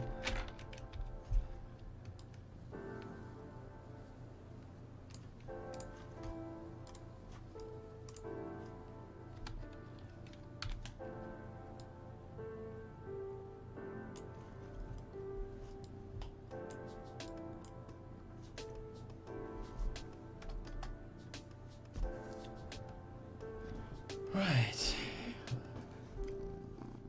Blame the cat. Yep. He didn't do it, but I'll blame him. Wait, no.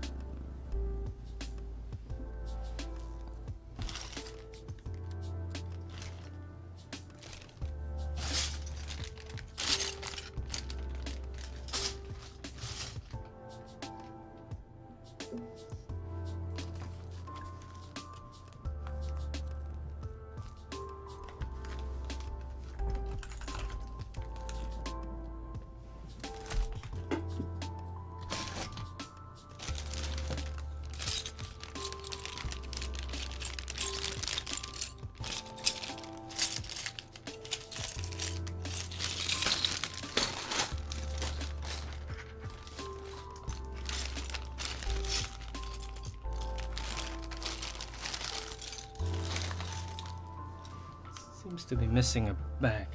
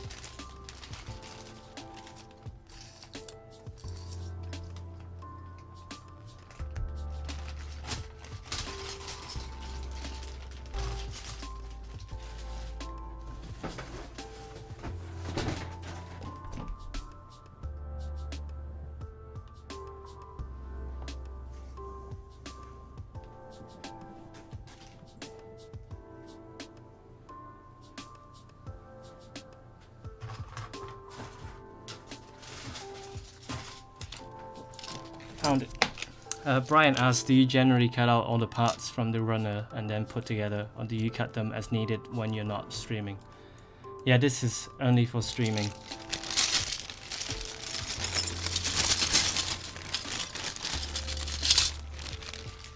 It's quite risky because like sometimes you can lose a part and then you just like, I don't know where it is. So like when I'm normally building, I'll just like cut out a section of part and then just build it from there. But because it's the stream, I want to save you guys from watching me cut parts for 2 hours.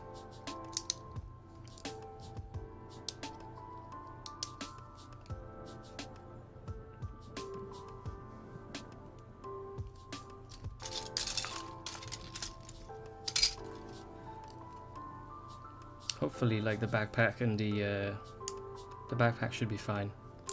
The boosters I've built like 3 times already, so I can pretty much build it without the manual, so it shouldn't be too long. But yeah, like I said earlier, because each of the 4 boosters are slightly different. Obviously the left and right are mirrored, and the ones on the backpack and the ones on the legs are slightly different. So it's quite annoying that they have made the boosters assembly into 4 parts instead of just 1 part.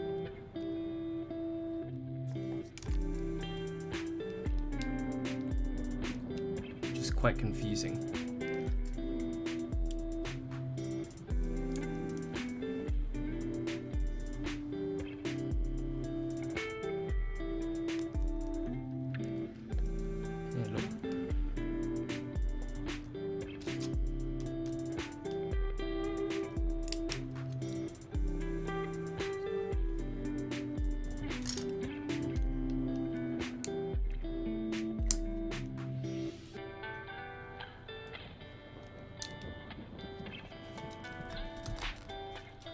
Francis, I've seen some people say they cut all the runners out and put them in baggies or containers or something before building.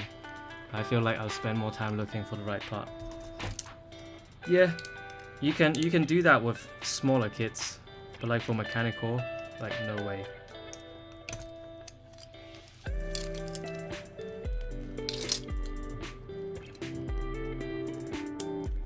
Because like you already have to do that already with like resin kits, because like there's just no labeling on which part is which.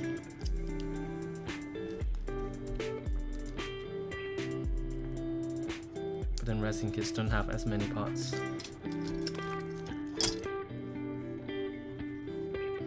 Yeah, Yuang says I would cut and sand all the parts if it's building smaller kits like Mechanicore.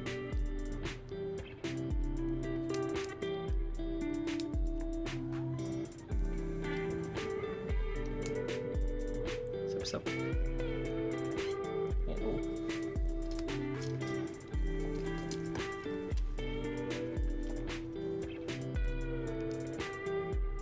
Brian says, yeah, but it takes me hours to sort and separate. Yeah, that's what I had to do as well. But I put them into like small sessions, so it wasn't too bad.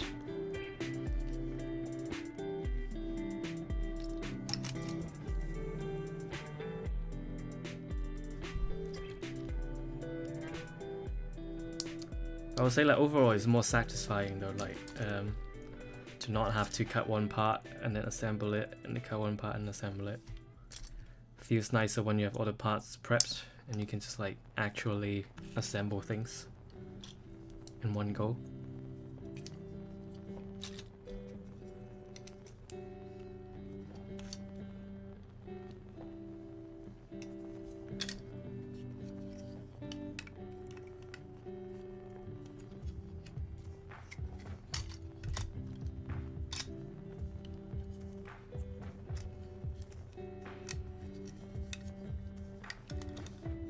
Yuang says if you have hardware storage boxes with compartments, you can separate them in their individual segments per runner. Brian says nothing tilts me more than the small detail resin parts that are just ignored in the poor quality manuals. I'll spend like 30 minutes just trying to think where it might go. Yeah, it happened with the Yujalan Yakushiki as well. There's like so many tiny parts, and they all look kind of similar. I'm just really confused as to like which one's which.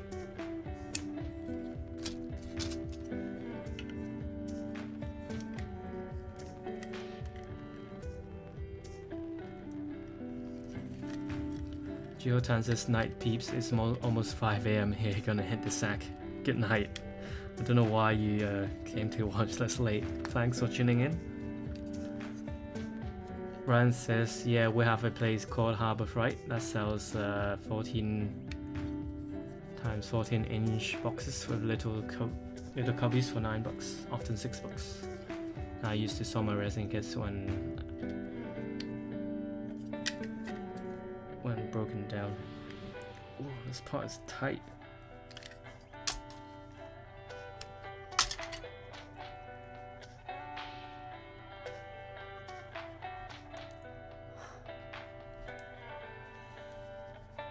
Yeah, this is some of the things that you have to deal with.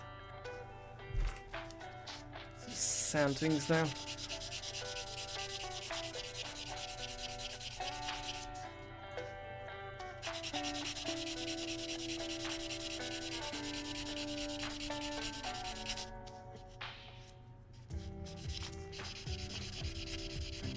Yeah, you guys have like really big hobby stores in the US.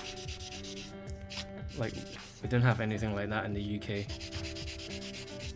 Like, there are like a couple of random military model shops, but they are like really small.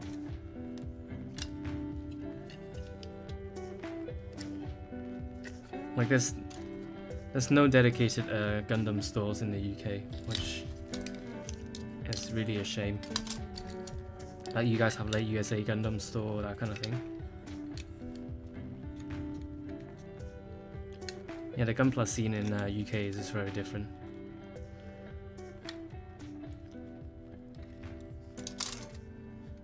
Geotan says you go live at the wrong hour, man. It's not my fault for watching at this hour. Yeah, it's hard. Like, it's always dark somewhere in the world, isn't it? Like, you just can't pick a good time.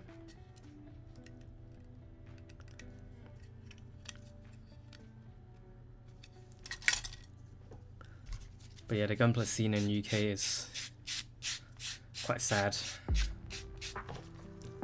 There's no gunplay distribution directly to the UK from Bandai because we don't exist in their eyes. And also we can't participate in GBWC because again we don't exist.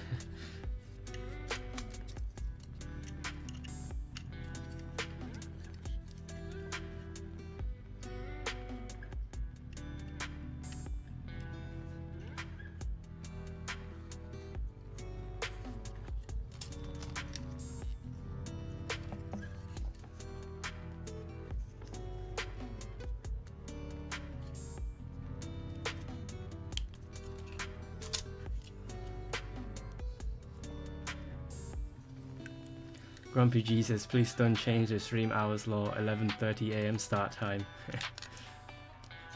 Well, this will be, I think, this will be my last stream and anyway. Because I don't plan to do this regularly anyway. This is because I'm not sure if I'm gonna paint this kit. So even if I don't paint this kit, there will be some content.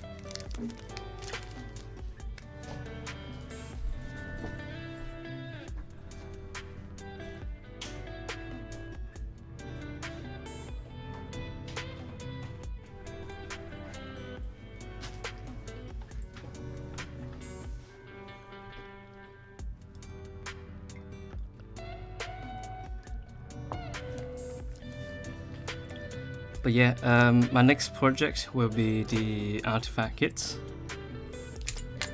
And at the moment I'm like prepping the kits. It's going well because I think the prepping is the easy part, like the painting is the hard part, isn't it? Like, I still have no idea how I'm gonna approach it.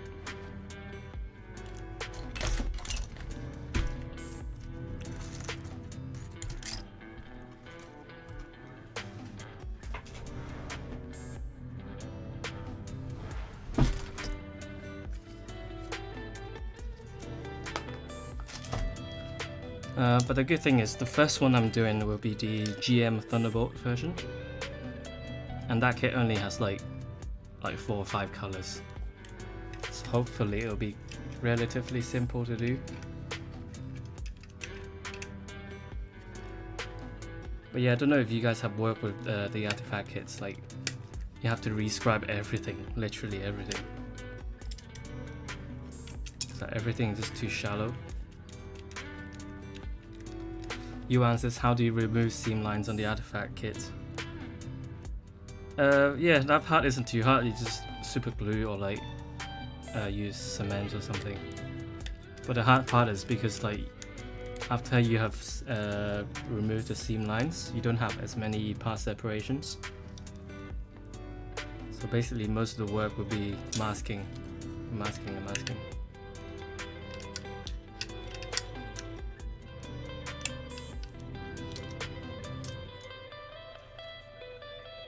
And masking on such a small kit would be... Yeah, I don't know how I'm gonna deal with it yet.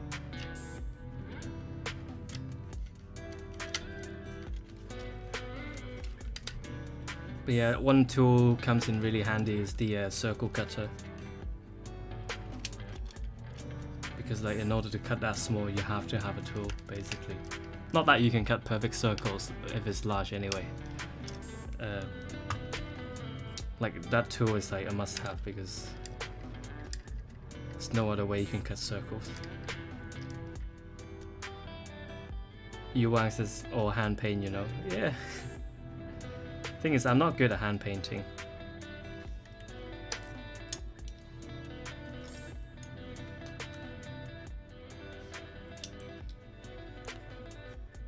And yeah, Geotan, I'm gonna mask and spray paint. Yuan says, yeah, you're supposed to go to bed.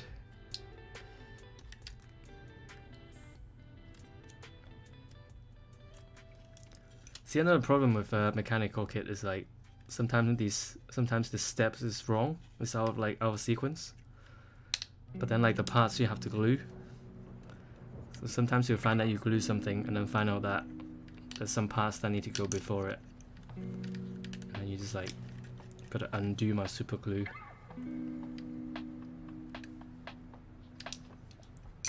Which is not the nicest thing to do.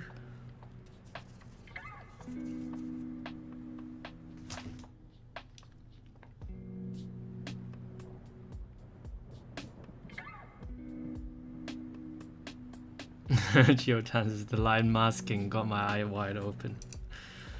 Yeah, I'll see how I get on. Update on Instagram, of course. I've started rescribing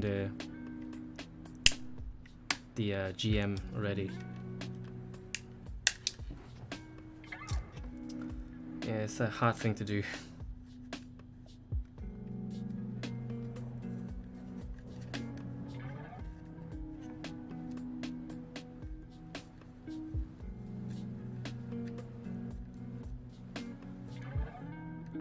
But yeah, it's not that novel of an idea anyway. Like I've seen a couple of people airbrush the artifact kits, so it's definitely doable.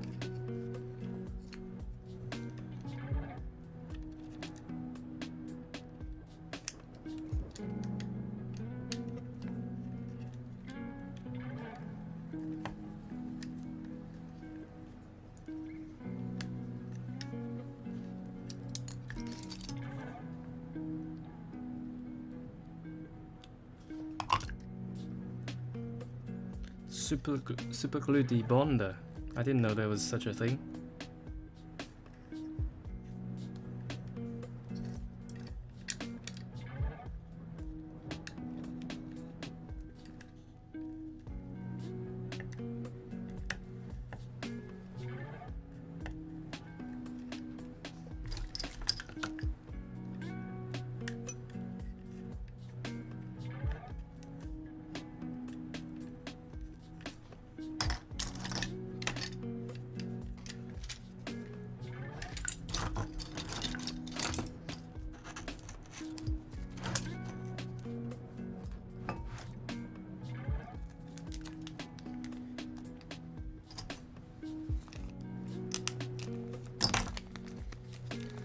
Geotan says, I sold my artifact volume to you away after knowing how tiny it is. Yeah, but that's the fun part, isn't it? Like, to me, it's very refreshing having done all that, all those really big resin kits.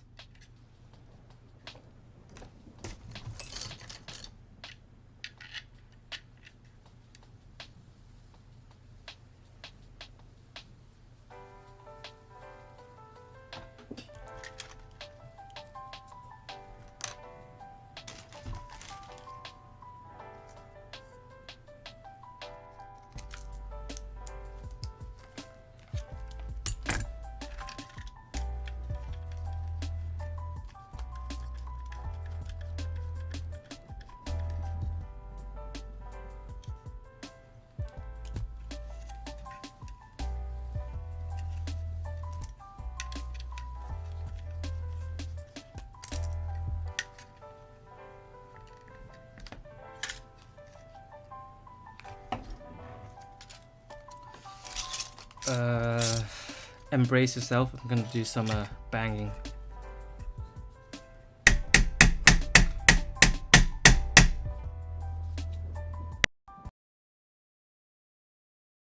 Shit. Oh, not inside.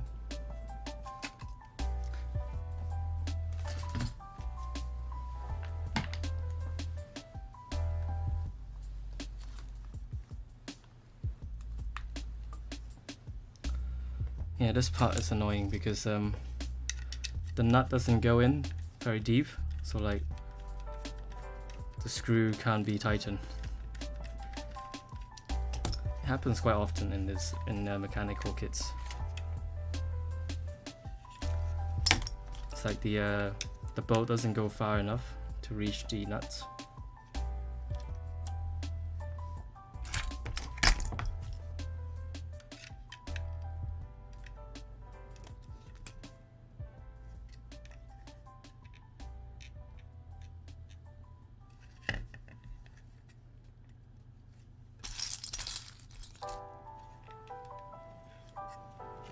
Liftoff of mission 41B, the first flight of the orbital Discovery, and the shuttle has cleared the tower.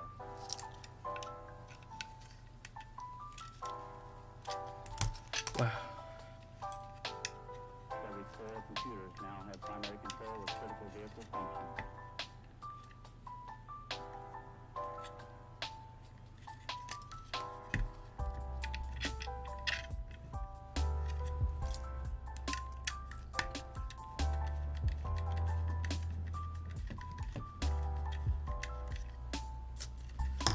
Whatever.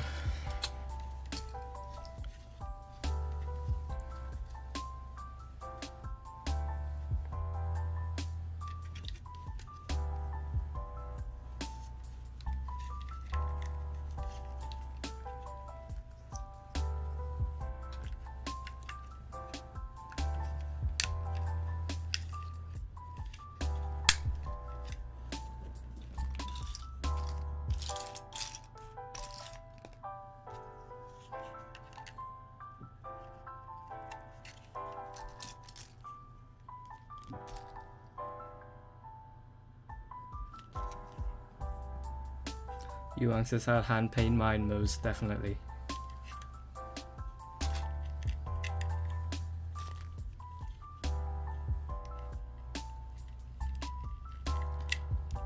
Yeah, this is the most logical method. But like I said, like I just think it would look way better if you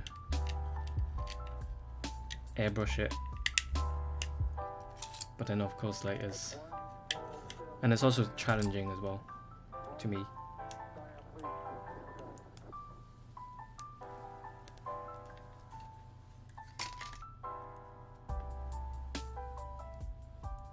Geotan says, if you hand paint, won't the brush mark be obvious when you take close-up photo? Exactly. That's my concern as well. So the next best thing would be airbrushing.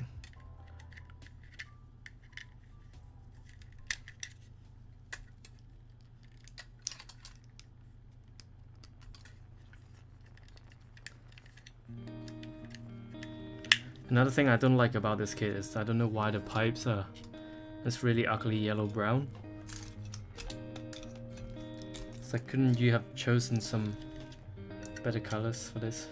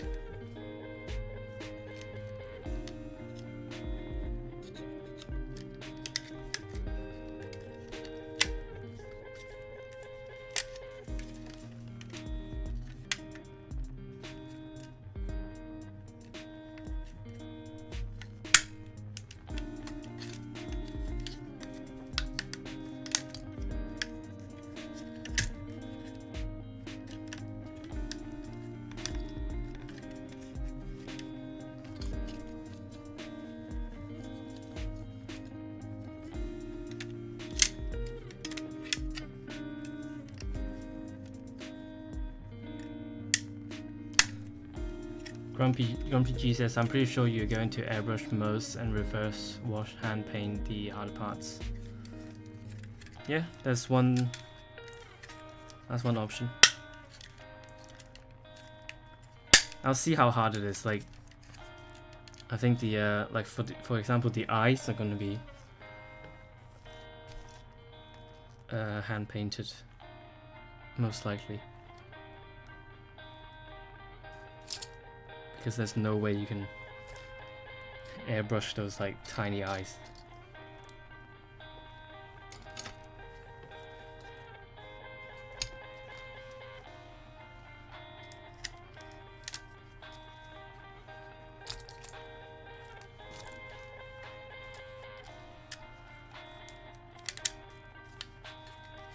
Geotan says, yeah, like those wargame mini painters, but unlike miniature, they are organic creatures, so color uneven is acceptable. Gunpla not so.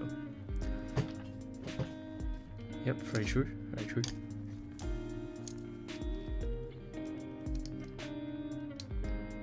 Yeah, I've seen like some mini painting, like the shading that they use is quite interesting.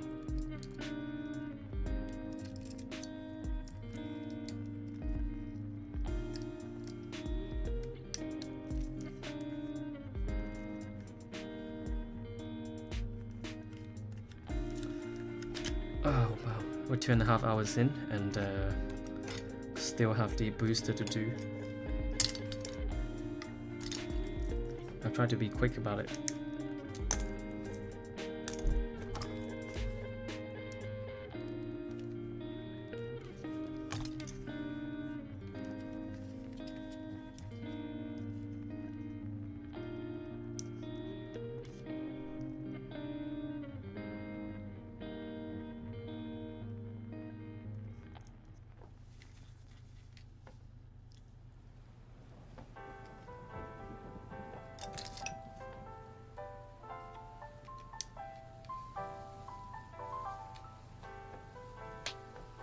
Grumpy G says, is a Gundam claim he airbrush eyes on the 1/100 pilot figures.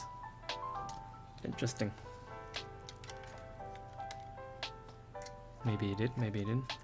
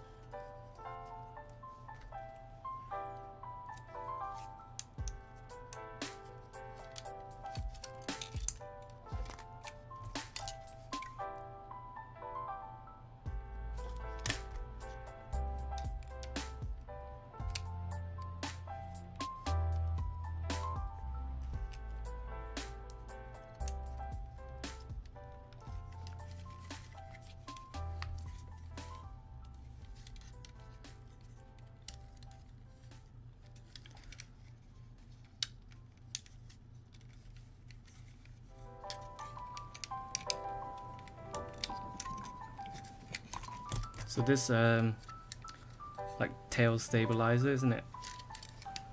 It's pretty long. Pretty long.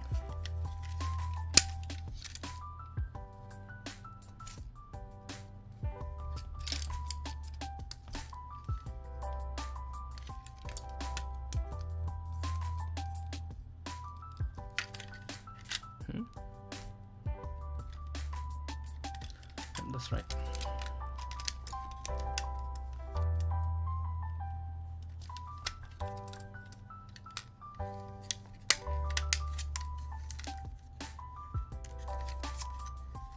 Oh yeah, that reminds me of the Deep Striker actually. That's one of the points that I would definitely have to mention in the review.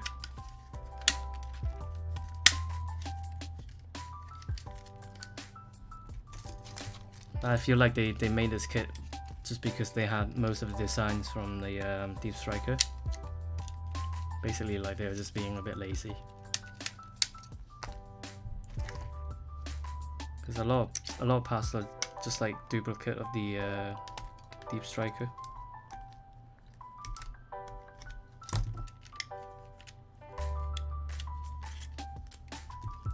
I could argue that like they are literally the same kit, so of course they're gonna reuse the design.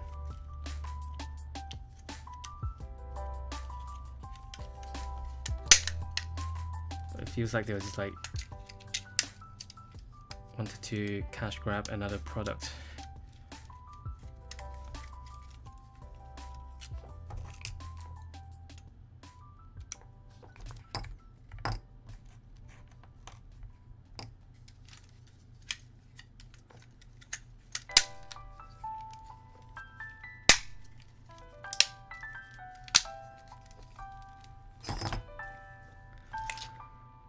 What else? What else? What else?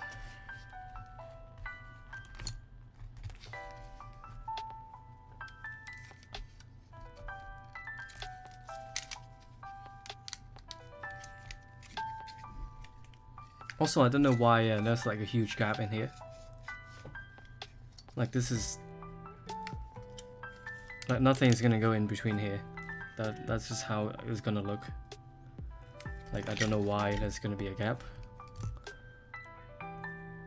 It's almost like they planned it to be able to transform, but this kit doesn't transform. So, like I said, I don't know why there's a gap in here.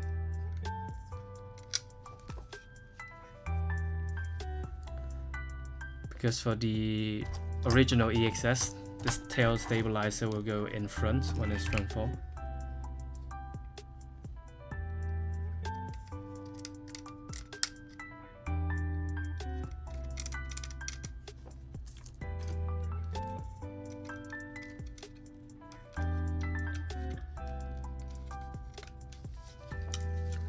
Also, the original EXS has these sort of cannon stuff on the backpack, on the booster pack. But in the Mechanicore version, they decided to have 2 on the tail stabilizers and 1 each on the boosters. Doesn't look as nice, in my opinion. Looks a bit off.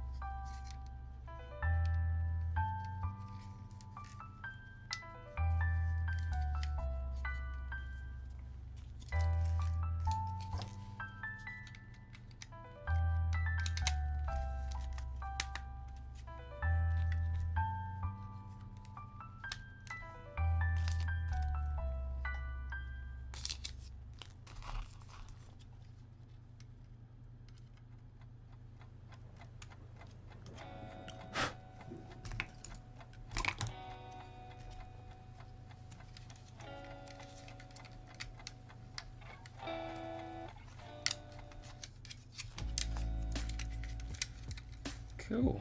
I think that's the tail stabilizer done. Last part. There we go. Pretty nice. And this is supposed to be opening. Supposed to be a opening gimmick.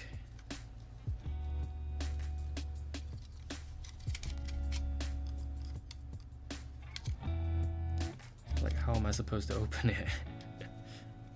What the?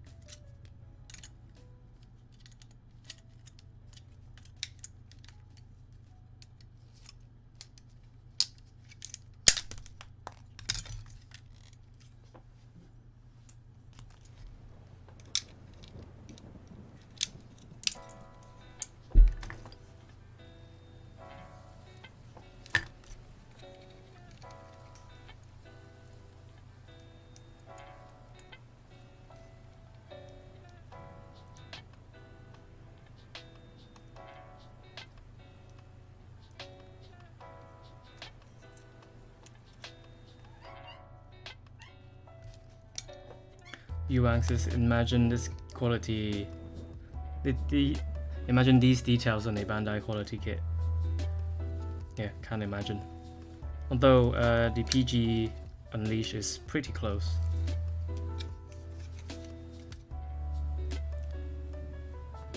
Yeah, that kit definitely is like a once in a lifetime sort of kit.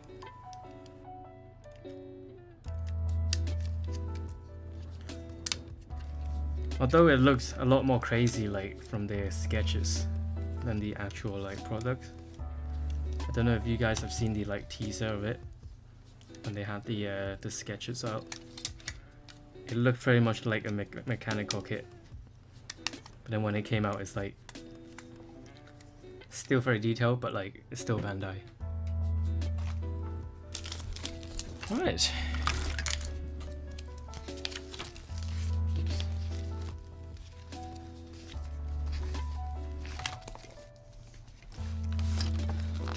Oh, there are actually two things I need to do.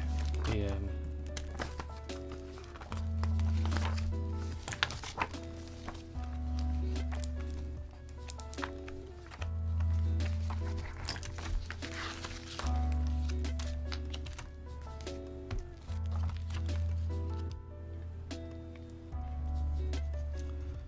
Grumpy G says apparently I've lost audio, but Yuang says I'm fine. Looks okay on my end. I'm not sure about you. You wanna check again?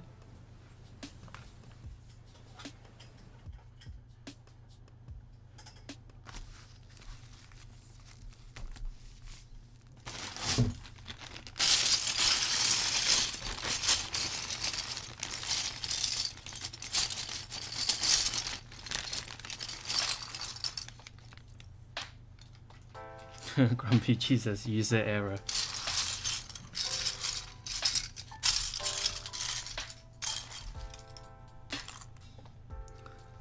So this is the I don't know how you call it. That like tube thing that goes to the back of the arm, back of the shoulder or something. I don't know.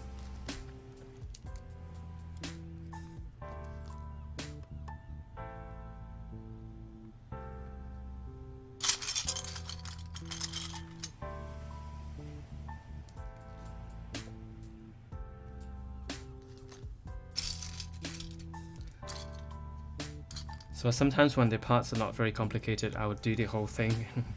I'll cut the whole thing out like this.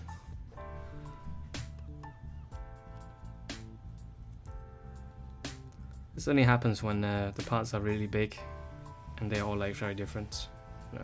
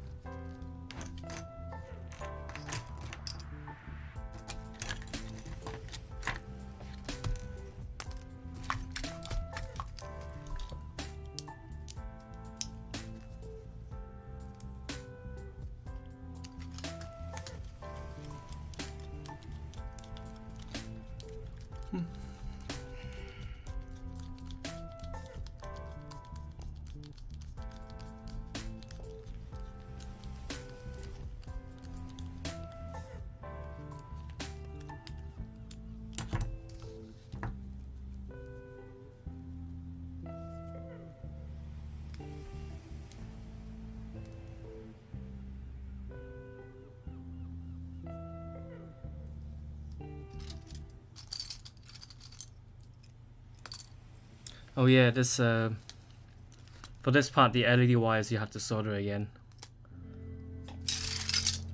and then you have to put batteries in it too. So it's a little bit annoying.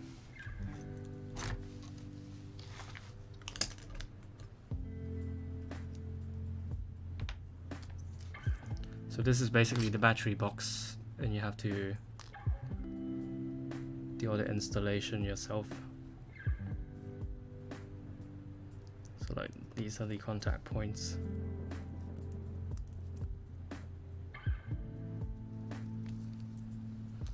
And then you have to attach the wire across like into it basically.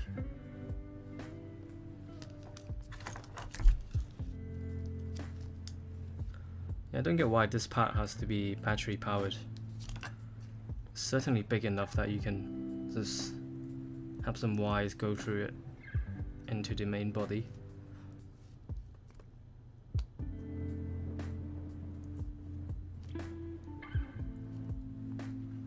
Just means that like now you just have to turn, because there are two of these, so you have to turn these two on separately, and then you have to turn the main body on.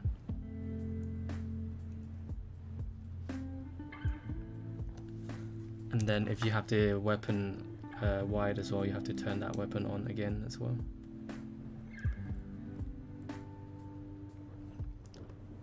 It's the same with actually it's not the same with the GPO2. The GPO2, that the bazooka, if I remember correctly, is wired with the main body as well, so like everything is in one.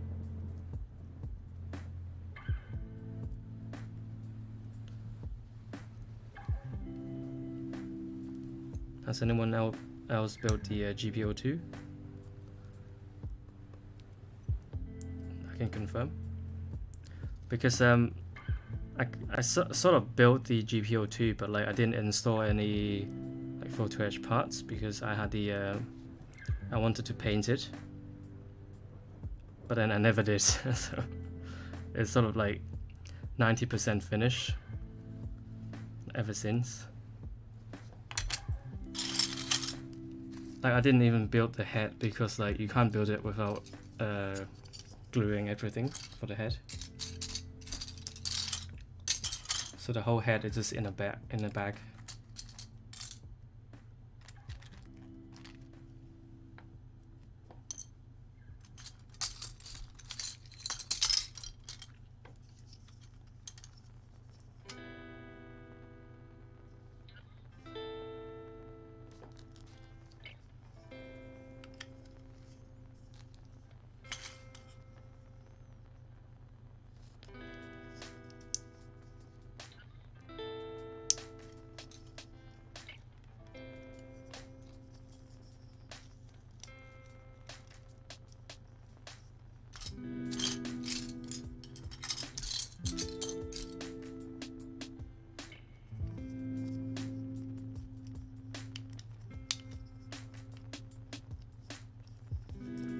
Yuang asks, what do you use to prime photo etch parts?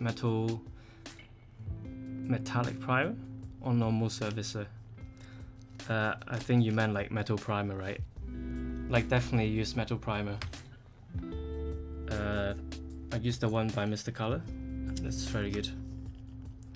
Because normal metal part, like if you just spray primer on it, like it doesn't stick at all. It just come out. So you have to use metal primer. Metal primer is basically like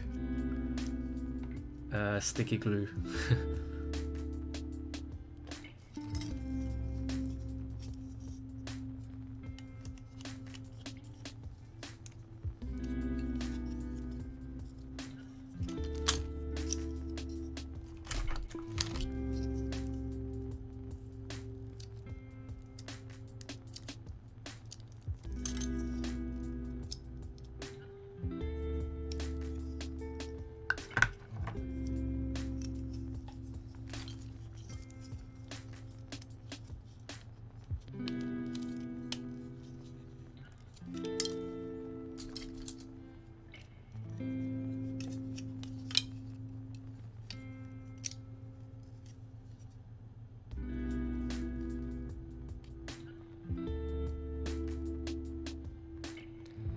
Pat Pong Gonbun says, I have seen Deep Striker in Bangkok, Thailand.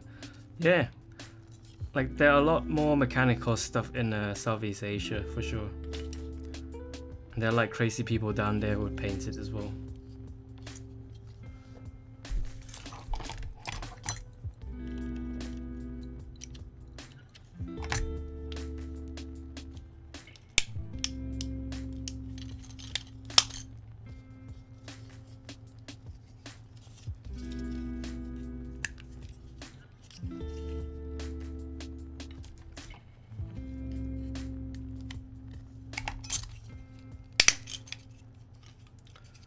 Ooh, super tight part.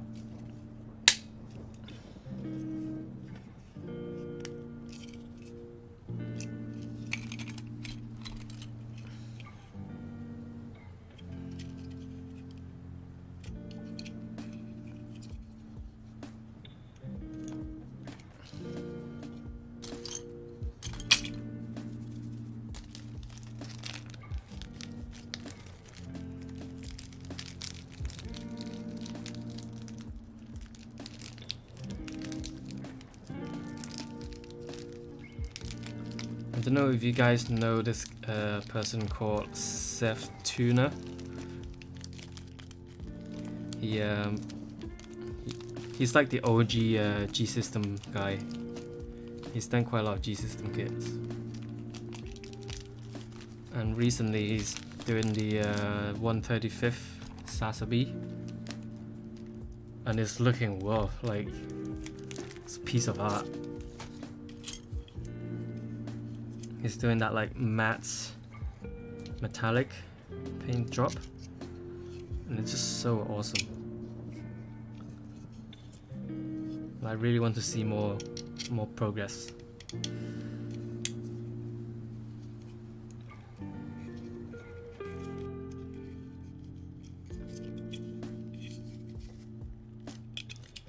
He's also done the 1/72 Kisatri as well, which also looks pretty amazing.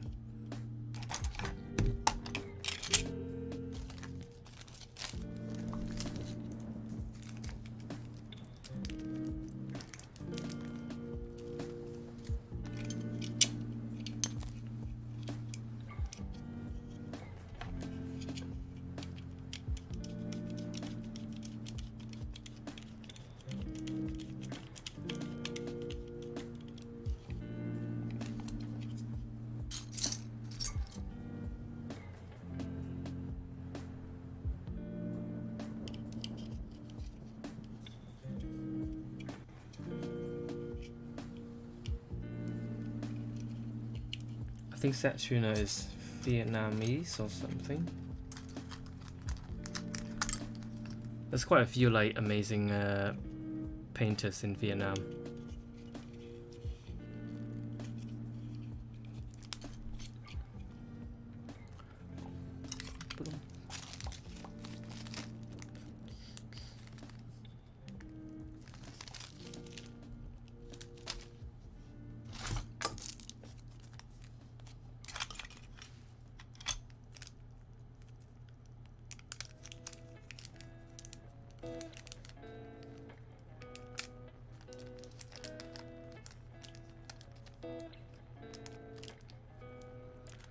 Gundam Hunter says, bro, Setsuna is so good, yeah. But like his latest Sasabi is like another level.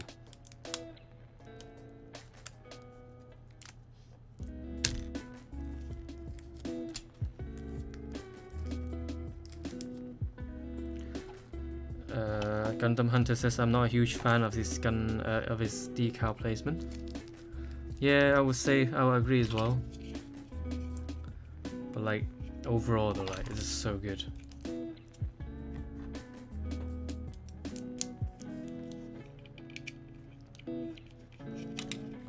Yuan says, I pre-ordered a 144 Nightingale resin kit by Hammercat. Pretty excited about it. Ooh, I hope you get it because like Hammercat has a reputation of like taking forever to make a kit. I was really keen on the 1100 that's Destroy Gundam, but like the price of it is just too high, way too high.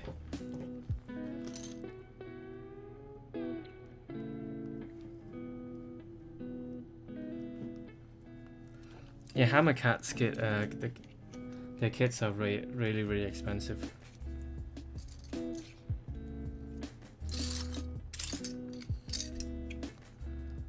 But yeah, if it was cheap, I would have gotten the Destroy Gundam for sure. Hello.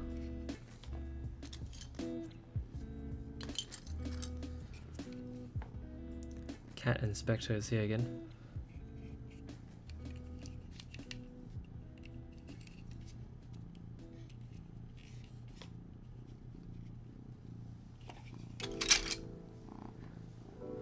Say hi.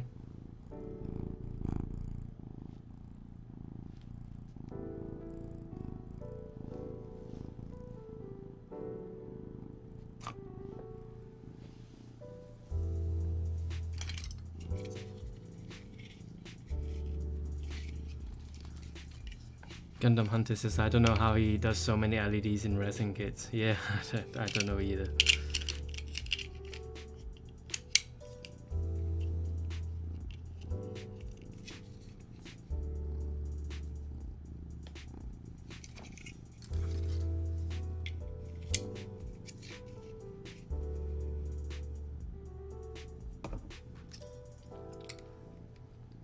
That Sasabi is like the size of my 5-year-old, says Gundam Hunter. Yeah. How big is it? Like sort of 80 centimeters or something, or like is it 1 meter?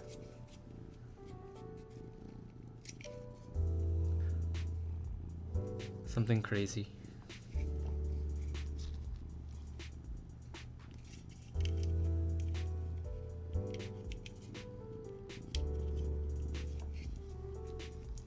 But yeah, for something that big, like, got to make sure the inner frame is steady. Otherwise, like, it would just crumble any moment.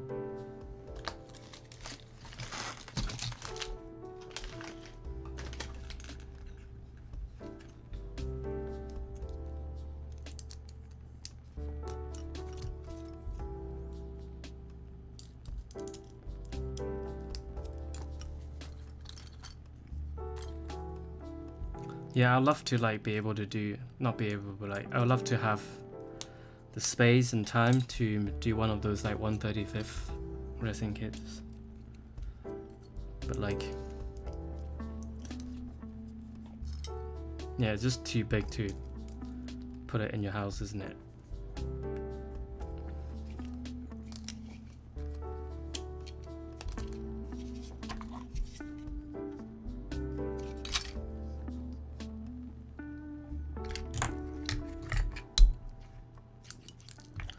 Gundam Hunter asks if I'm interested in any of the Amazing Cast kits. Yeah, for sure. Like they've been really productive in releasing some resin kits. But the thing is, like in general, I'm interested in larger scale kits. Unless it's like a kit that I've never seen before. So something like, so recently I pre-ordered the Ferde Buster Gundam resin conversion and the Raphael Gundam, just because like there's no kit for them at the moment, so it's like really interesting to me.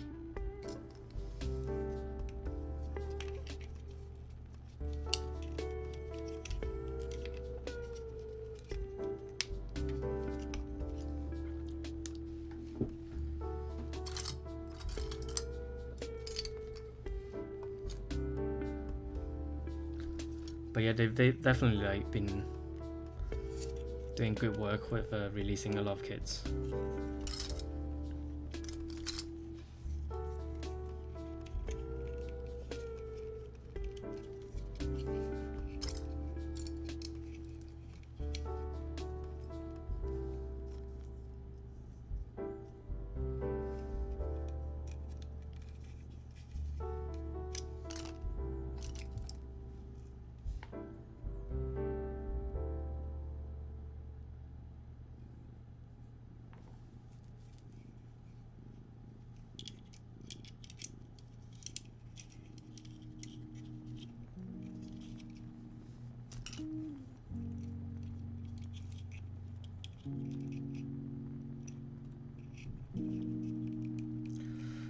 Jason says, "Sup, fellas." Hi, hi, Jason. Thanks for tuning in for the last stream for a while, I think, or maybe ever.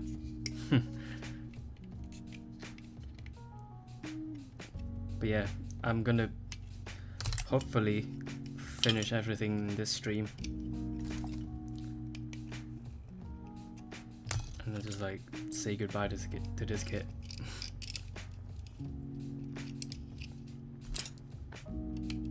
What have you been up to this week, Jason?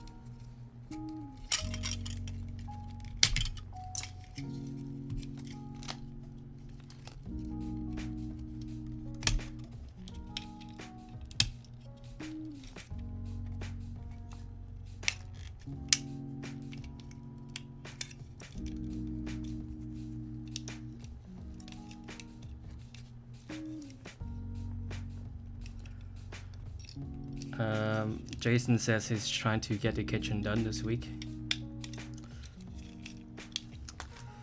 So no Gundam. The Mix Empress says, "Yo, just got here. Has it been painful so far?" The arrival has been really painful because of the instructions when it's not very clear, and the LED wires are just like a bit bonkers. But the rest are okay. And the boosters, because I've built it like 3 times, it doesn't bother me anymore. Damn it.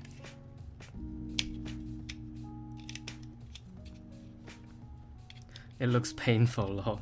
This is because like I forgot to put the LEDs in, but like whatever, I won't bother. Because this part you have to get the batteries for it to power it on, so like I'm not gonna bother get the batteries.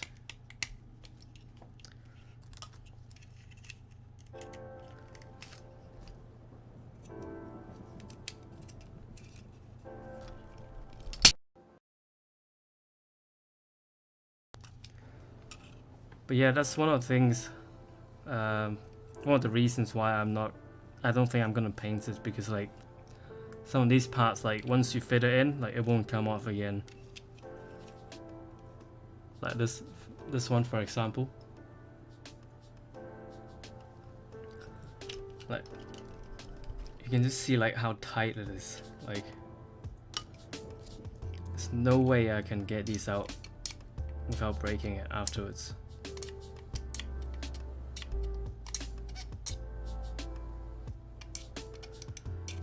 The Mix Emperor says, "Well, you warned me about the instructions on Facebook the other day for the..." That's the Cassie, right? Wait, did I say that to you? I don't remember that.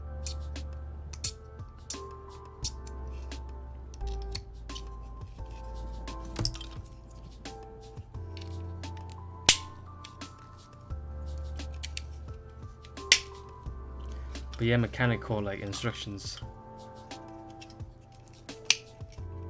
I will have to mention it in the review as well, but like you can't trust the manual at all.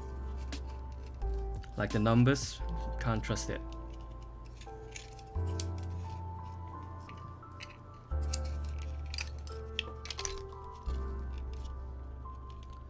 Just got to use your brain a little bit.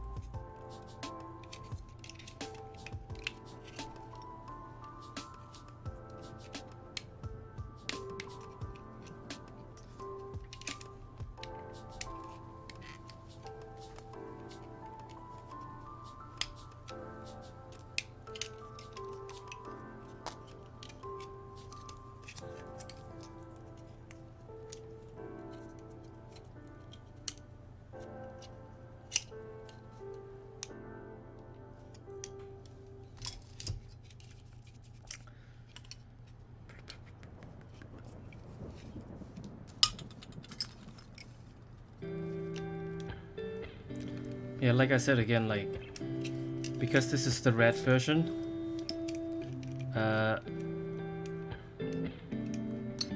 there aren't as many color separations as the blue version, because like some parts in the blue version it's red, and in the red version it's also red, so like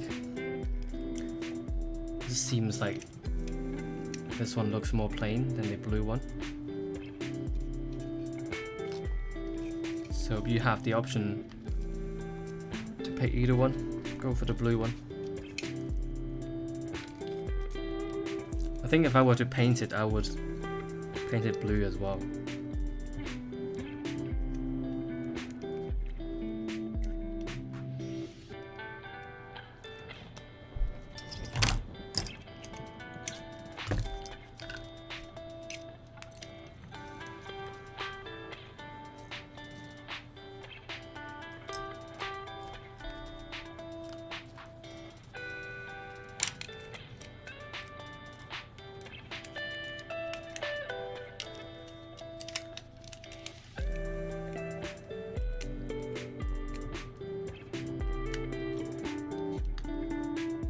And also like there's just not many shades of colors. There's just like only one red, one white, and like one gray. Like the entire inner frame like is just one color. I wish that they used more colors in when they were printing these. Well, yeah.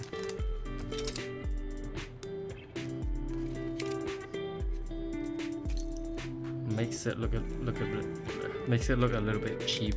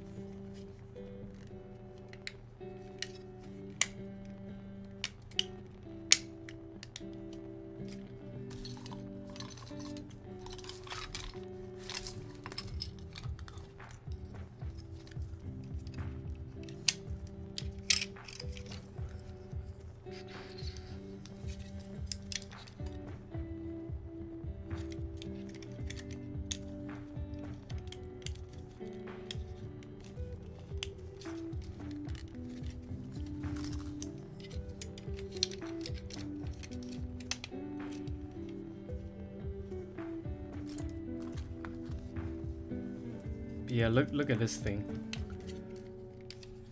So red. The entire thing is just one red. And then there's a little bit of white.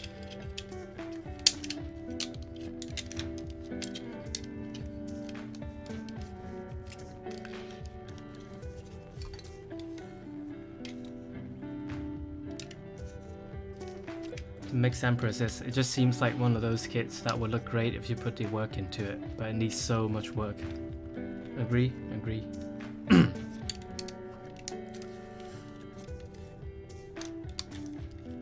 And the problem is like, you kind of have to pick whether you're painting it or you're snap building it. Because a lot of the parts, like I said, like once you snap it in, it won't come off.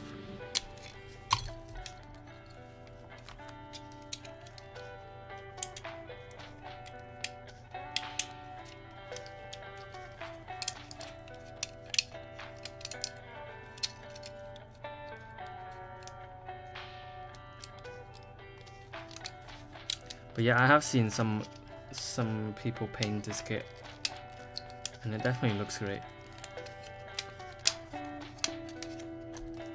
But I don't think you can snap build it before you paint it.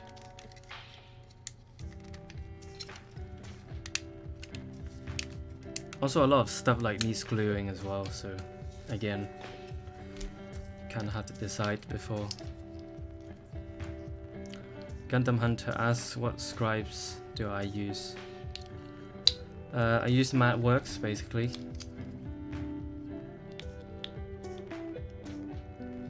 And I also have a BMC 1mm and a Mr. Hobby 0.3mm. Wait, 0.5 actually. 0.5.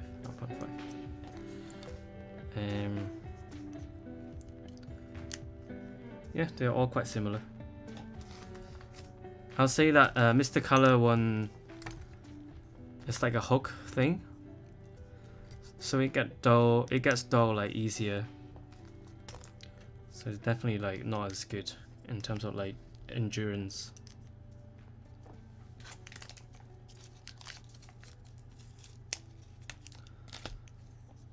The mixed Empress is I bought a Regulation Center Nightingale.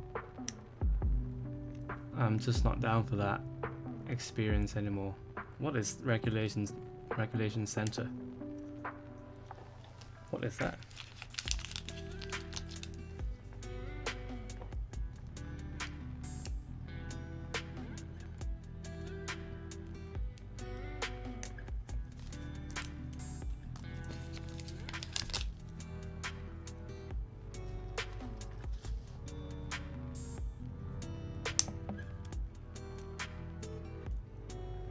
Does this remind you of like really old school like Flask? It looks really funny. Flask, like water bottle, that kind of thing.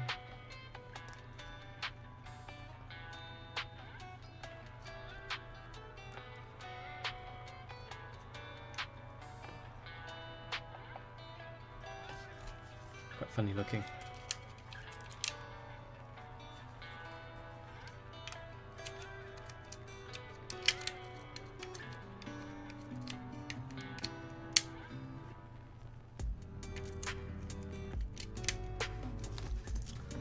The Mixed Emperor says the first company that made the first 1/100 Nightingale. Interesting. I haven't heard of that.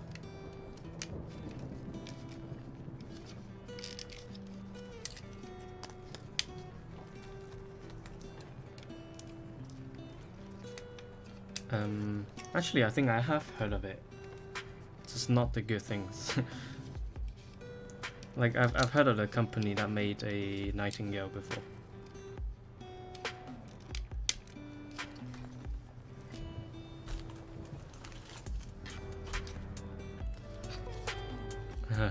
Mixed Emperor says it reminds me of a Mega Man E-Tank.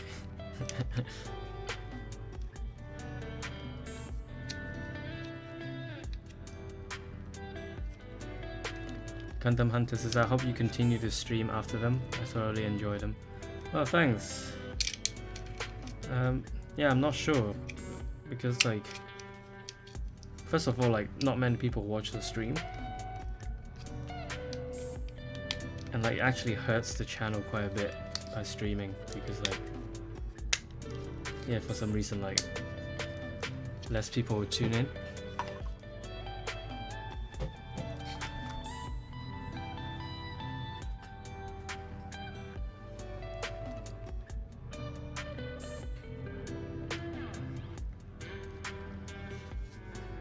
Gundam Hunter says, is that the Mr. Line chisel?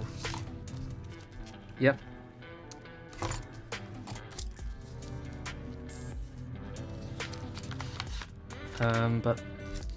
But yeah, like I said, it's a hook thing, so like it gets damaged quite easily. Well, not damaged, but like it gets blunt quite quickly. Okay, so just one binder left to do. And then the whole thing will be done.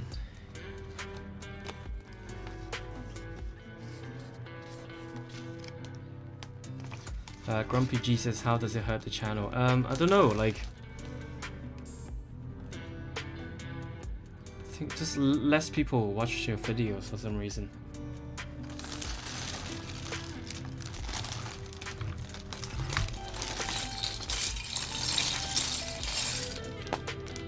Like, you know how some channels like are putting out shorts?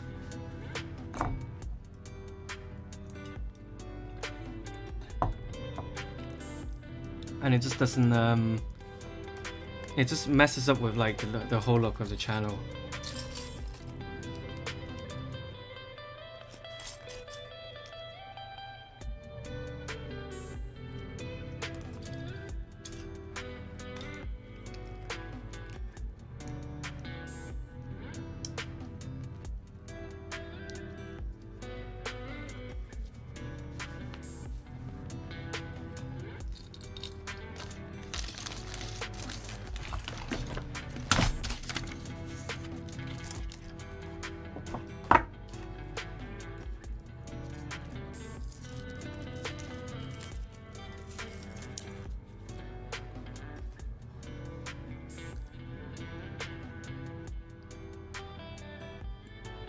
Yeah, I've heard bad thing about the that Nightingale.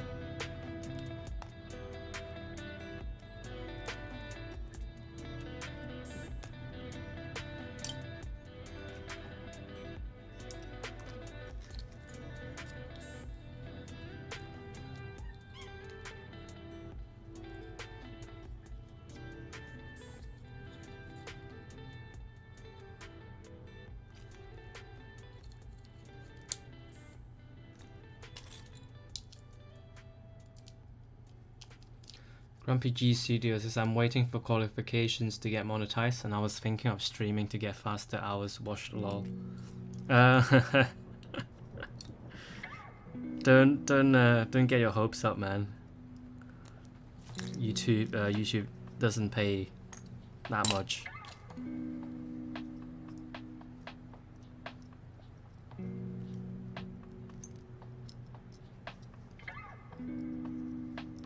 Like, I think you have to have like basically at least about 100,000 views for each video to be like well off. Otherwise, like, it's just not worth the effort if you're just doing it for money.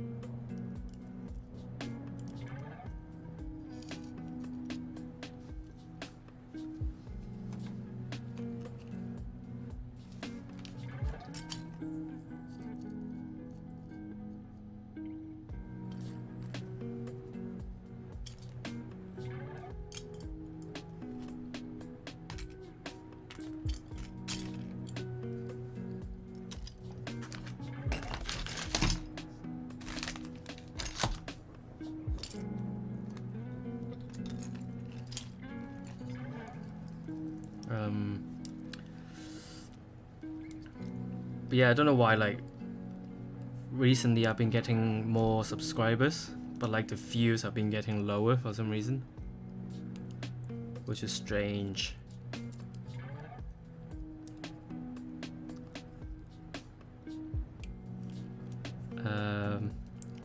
So like about a year ago I did the Goof Fly type, and that's when my channel was like getting bigger, and I would get like at least 1,500 views on the on each part of the video. But nowadays, like just look at the XCR video that I did recently. Like, it's barely got above 500. I don't know why.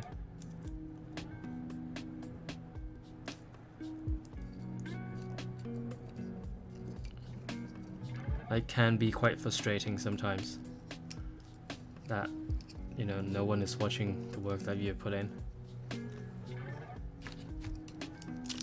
That's why, like, that's why. But it was fine because, like, it was a commission, so like it doesn't really matter. But then for like future projects, if it's not a commission, then it would hurt a lot, because like basically all the effort would be like go unnoticed.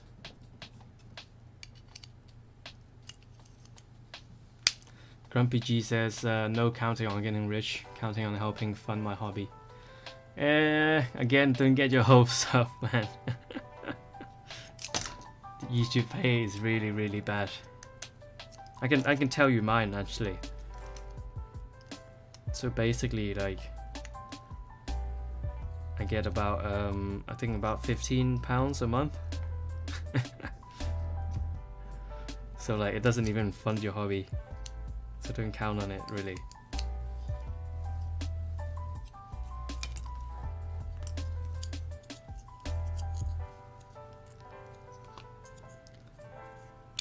Like, you have to be getting, like I said, like about 100,000 views a month to justify it.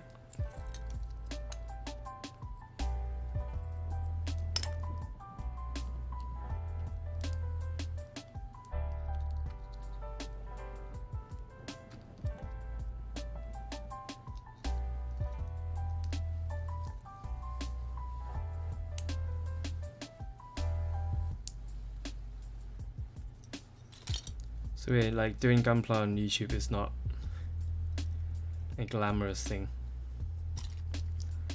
unless you're like Studio G or Mecha Gaikotsu.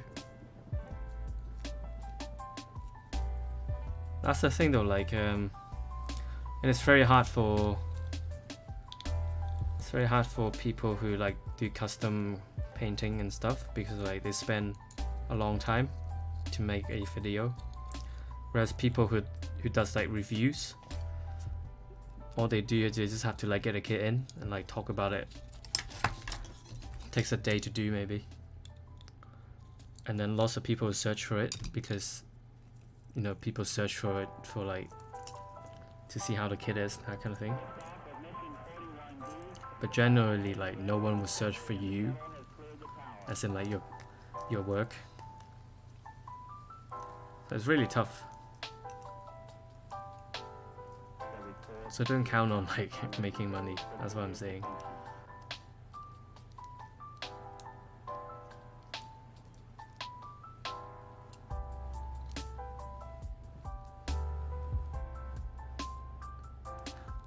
Grumpy Jesus, but also YouTube has gotten me a few commissions. Yeah, that's like the only way to make it sustainable.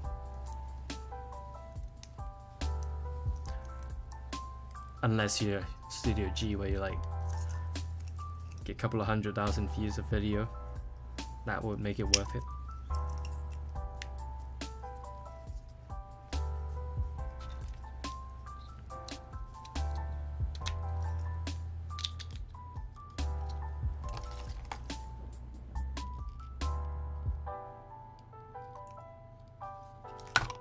But yeah, I touched on this topic like last time as well, like a lot of people just want their kid painted by someone.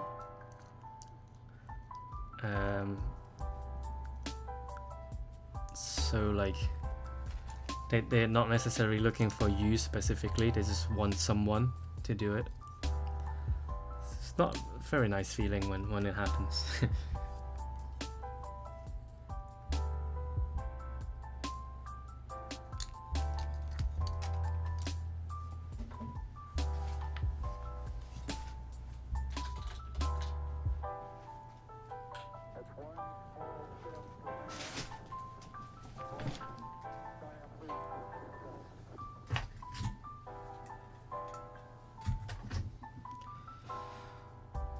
The Mix Emperor says, as sad as it is, unless you are the tippy top of the commissions game, I don't think there's a big money in Gunpla. Which is fine, some hobbies are just better off not being a job. Yeah, I agree. But then, there's not one big person doing Gunpla commissions anyway. So the market is not filled, definitely. Hello, what do you want?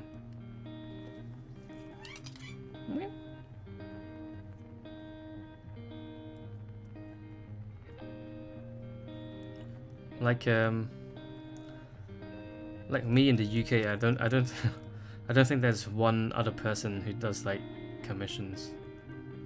Actually, I can think of one, but like, you know, there's no one that's full-time doing commissions here, because like Gunpla is very it's very unknown in this country. So the community is very small already, and I don't know, people in here generally like are not as willing to spend money.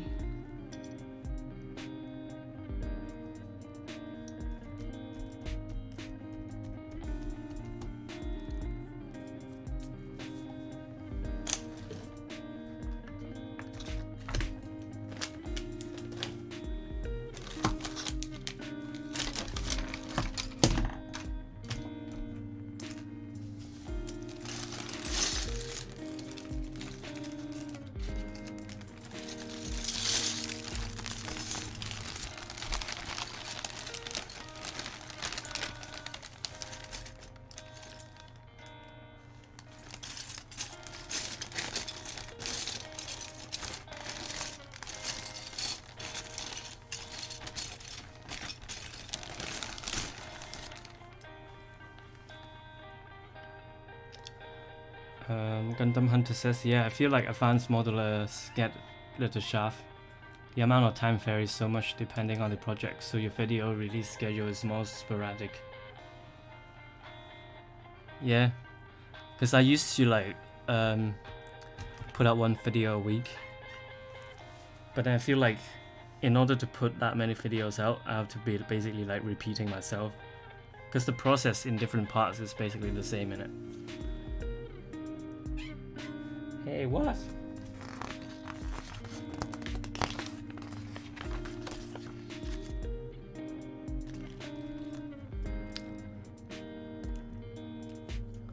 Mix Emperor says, I used to work full-time for Games Workshop. Nothing killed my love for that hobby quicker than doing it for the living. Oh no. So Games Workshop is a UK thing, right? It's not in other countries, right?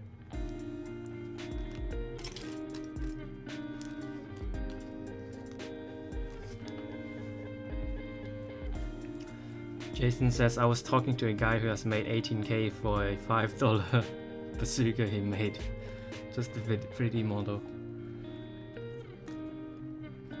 Yeah, that's just like capitalism, isn't it? Like, if you can scale out your work, you can scale up your work, like, that's where the money is.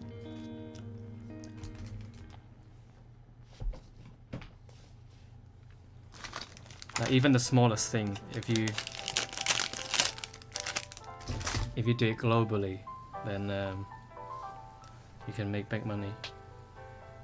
But then it's difficult for commissions because, you know, like 1 second is 1 second. Like, you can't multiply this like your work. Oh, Games Workshop is not just UK though.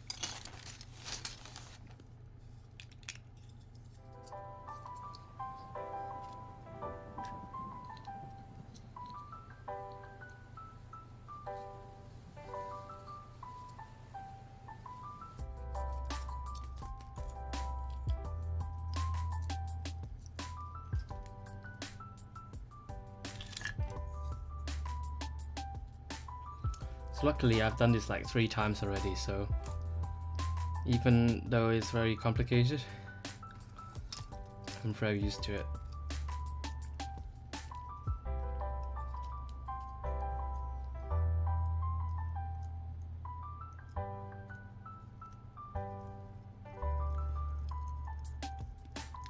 Grumpy G says there was 3 games workshop near me. CA is California, I think. They're all gone now. Lol. Well, that's a sad ending. Murderous Munchie says I have a RGX Seer that I want to use as my first venture into custom LEDs, but I've been too lazy to really start learning. Well, starting with such a small kit, it's gonna be a turn off. Like if you LED like a big kit like a PG, that'll be easy.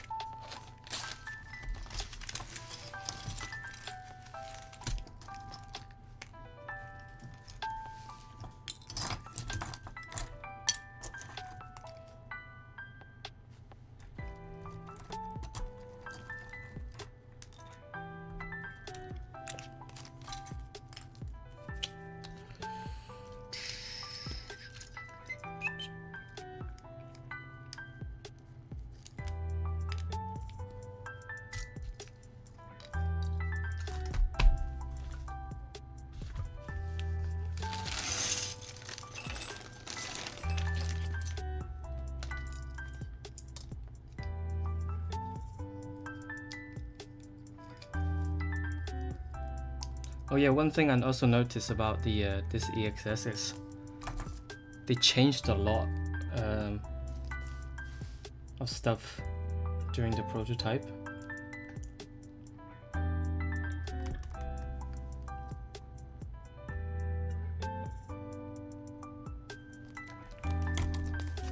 You know when they released that like 70% done thing? Like a lot has changed if you look closely.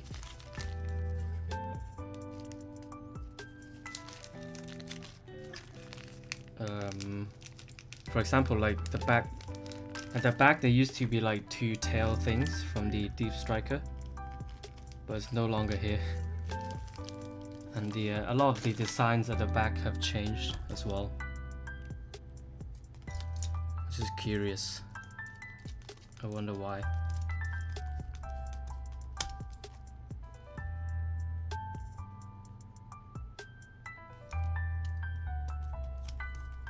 I'll mention it again in the review and show like some examples. It's very peculiar.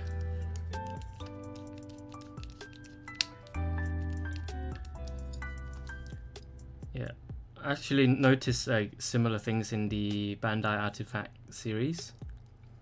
If you look at the images they use for the promotion, it's like that's just like completely CG. Like how should I say it? Like that's how it should look if it was perfect. But then like during the production, like you have like a lot of seam lines and like molding marks and stuff. Like it's just like not present in the images. It's kind of misleading that kind of misleading that they show like it looking really perfect with like no seam lines and no printing marks and whatever, and I was just like, that's weird. And in the Thunderbolt GM, there's like a thruster on the back of the legs in the images, but in reality like there's nothing in there. It's very strange.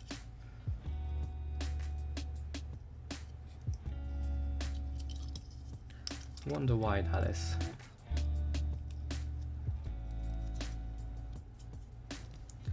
The Mech Empress is cost cutting or box size maybe. Yeah, I'm thinking about like cost cutting as well. Just the whole like issue with like COVID. They really had to like delay for so long.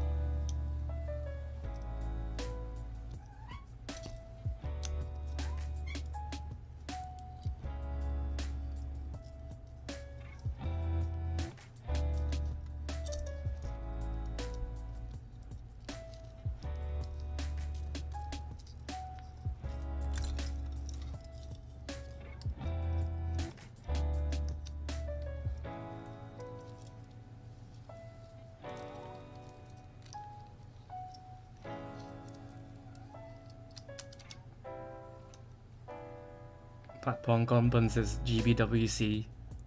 Like, literally just that. I don't know what he's on about. And the Mech Empress says we don't talk about GBWC in the UK. What is that? I don't know. I've never heard of it.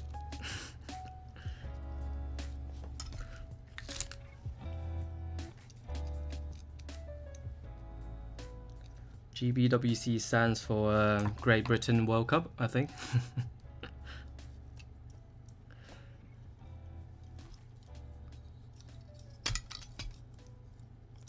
Yep, Bandai. Bandai's like UK. What is that?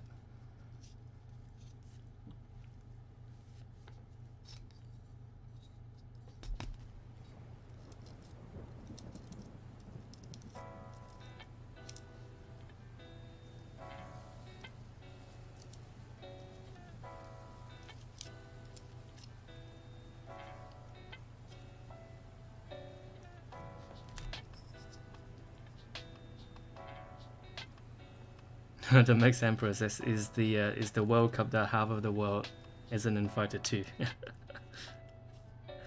Yep.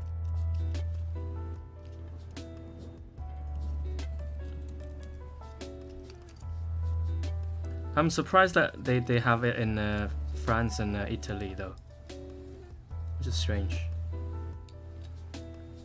Apparently Gundam is quite big there, which is surprising.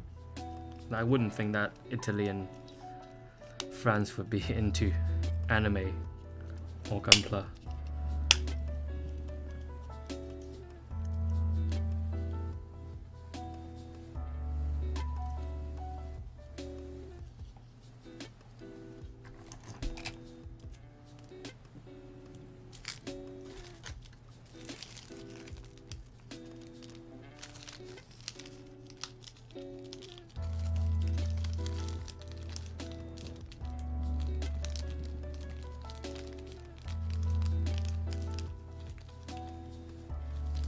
Mech Empress says, I hear the Gunpla scene in Italy is huge.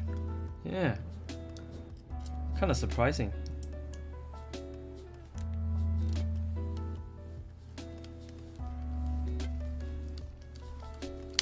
Like I get that why the US has a big Gunpla scene, because like it's just so multicultural.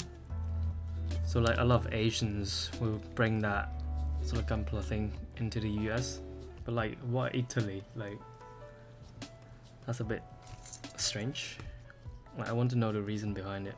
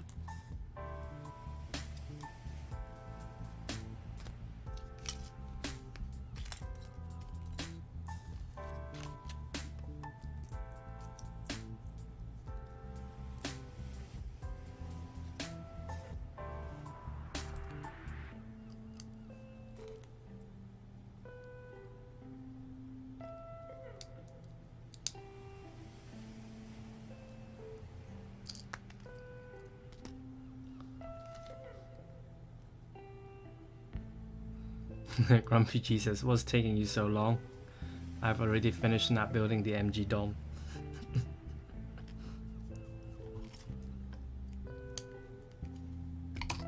Actually, I've done quite a lot if you think about it. I've done the tail stabilizer, the red tube thing, and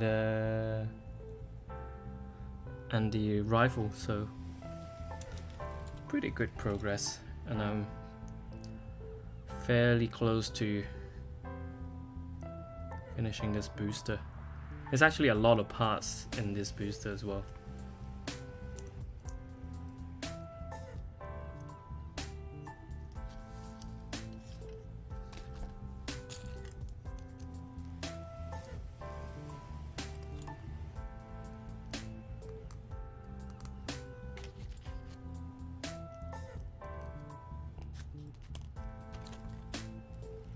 But yeah, did you get the 1.5 MG DOM?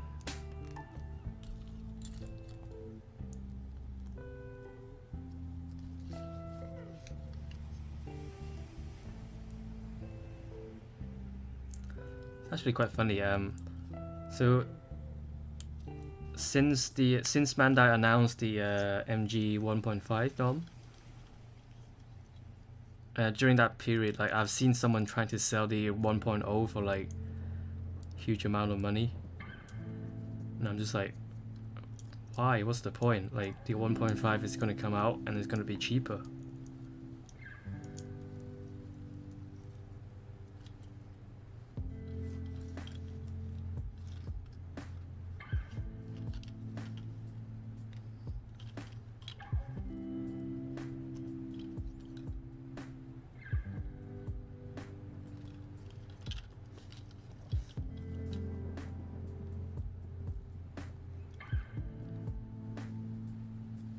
The Mix Empress says, "Mate, I've been building the 1/100 Lupus Rex for a year. Made the mistake of buying a house and it's delayed my build." Grumpy G says, "Because I'm going to make the Dom resin." Yep. Gundam Hunter says, "I don't know if someone's asked, but how did you originally get into Gunpla or model making? Did it start with cars or something else?" Well, no, because I started when I was quite young. I was like, I don't know, 12 or something.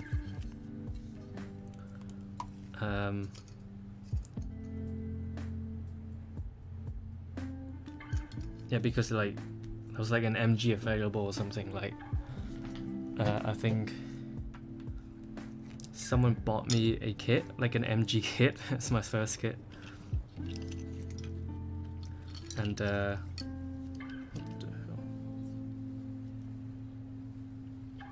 yeah, remember like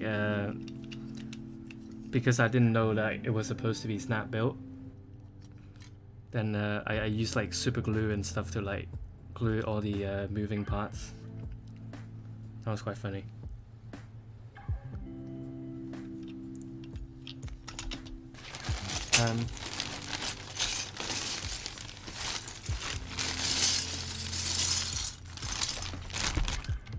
But I've also done like tanks before. Tanks are pretty different. If you guys have done tanks, like Tamiya tanks and stuff, like those you need to use glue.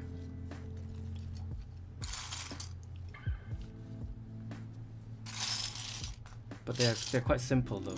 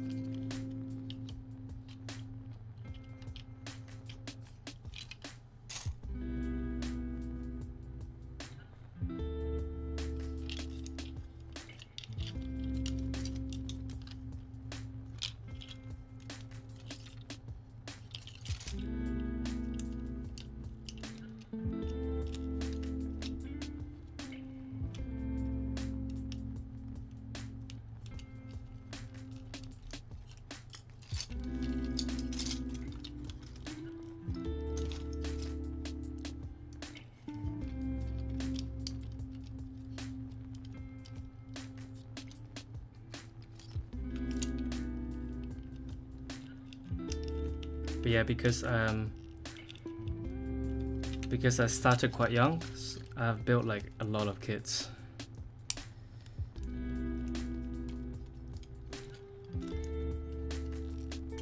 It's a good thing and a bad thing, because like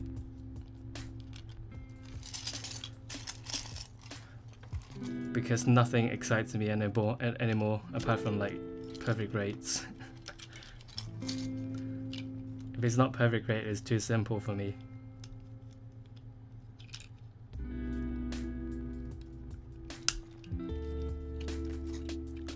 So I've moved on to Mechanicores and resin kits.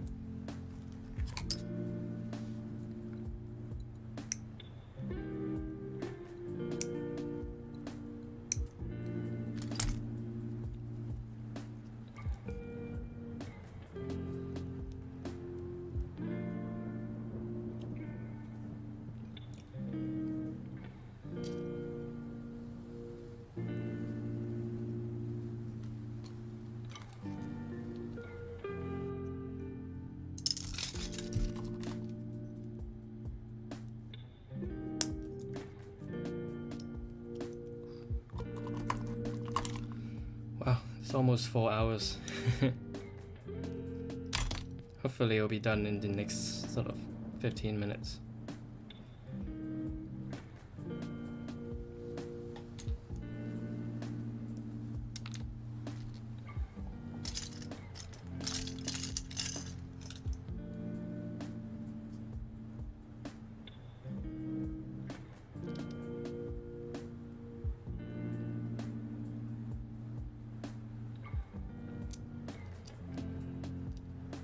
Gundam Hunter says IBO got me into Gunpla. I've only been doing it for like 2 years or so. So everything seems cool to me still, especially resin. Yeah, I think IBO has got a lot of like Western adults into Gunpla.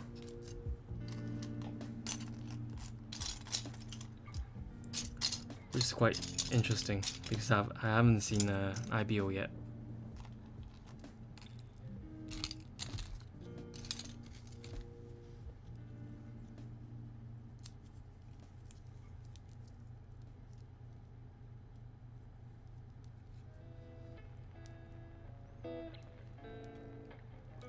Grumpy G says, have you ever been approached by companies for endorsement opportunities? Not like Gunpla specific, but like once you get like certain number of subscribers, you get like random companies. It would be like they send out like really generic like mass emails to people asking like, oh, do you want to do a sponsored ad or something? Like if you're not asking me specifically, like I generally won't answer, because like, yeah, they're just like mass spamming the emails to like people with a number of subscribers, you know.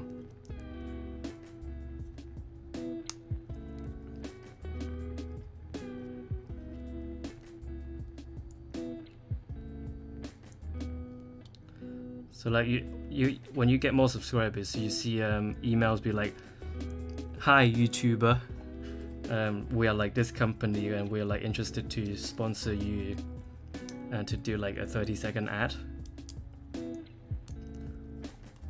Like when you say "Hi YouTuber," like, come on, clearly like just spamming everyone. So like I'm not interested in that kind of thing. But so far I haven't received an email saying like "Hi JL" or like kind of thing. Like an actual human wrote me a personal email.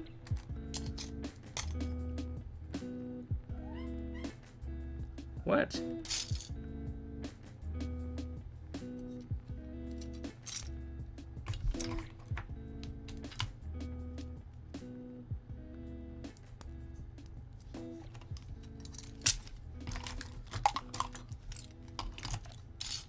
Oh yeah, and they always say like, "Oh, we've viewed your channel and we think that our product will integrate well with your content." So I've had like a company like Rich Wallet. I don't know if you guys heard of it. It's like a company that makes wallets, you know. And they're like, "Oh, I think we'll integrate well with your channel." It's like, what are you on about?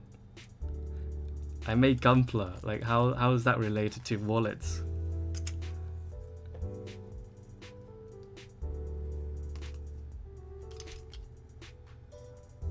Like, how am I gonna sell wallets on a Gunpla channel? It's like, this is hilarious.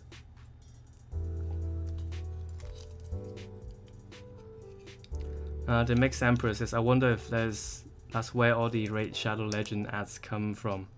I think that would be different though, because like, I think Raid is a bigger company, so like they target, as in, they'll specifically hire sort of more famous people to do their ads.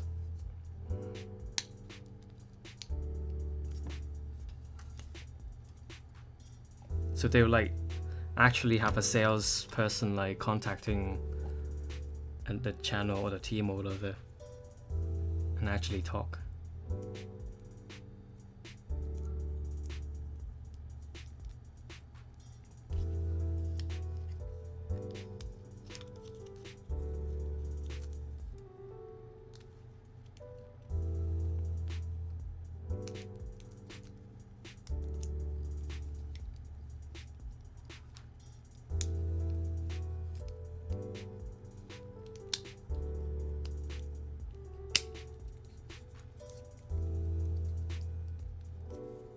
But yeah, Raid Shadow Legends is a meme, isn't it? Like, I remember seeing a lot of like jokes about the ads. It's quite funny.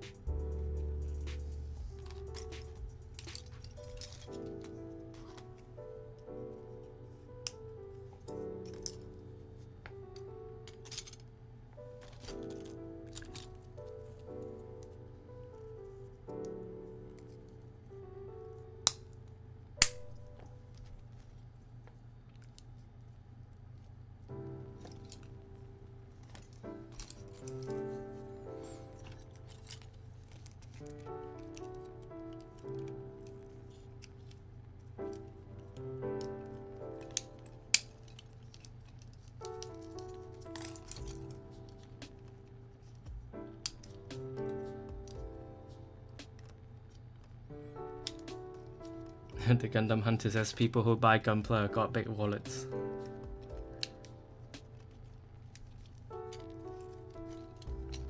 Can you imagine like me in the middle of painting, I'll be like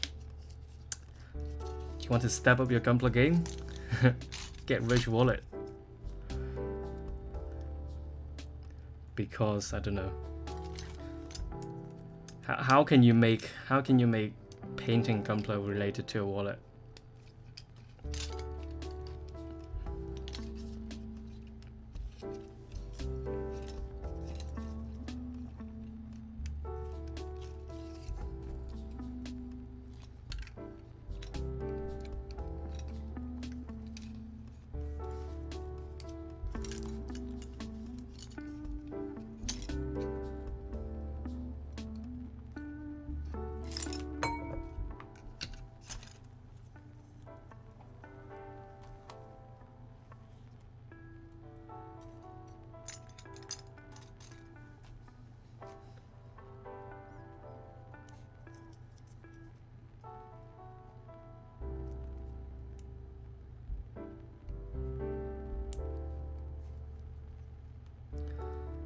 The Mix Emperor says you can store your list of backlog kits in it.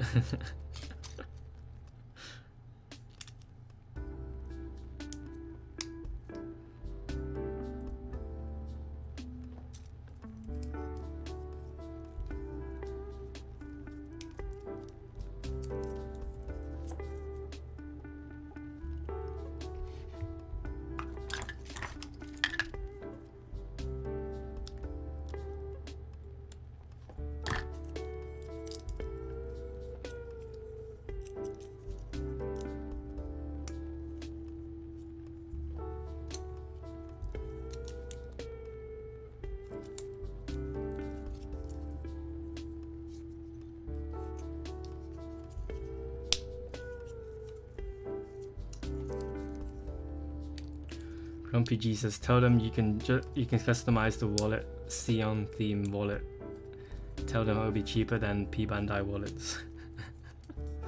Wait, actually, have Bandai put out a wallet before? I think I've seen something like that.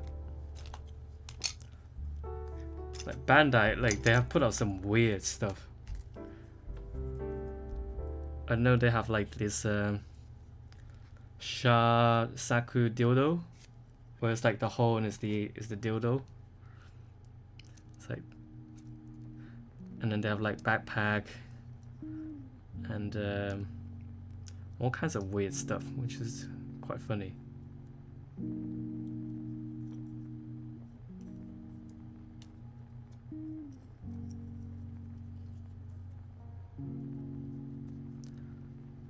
They have like mugs as well, I think.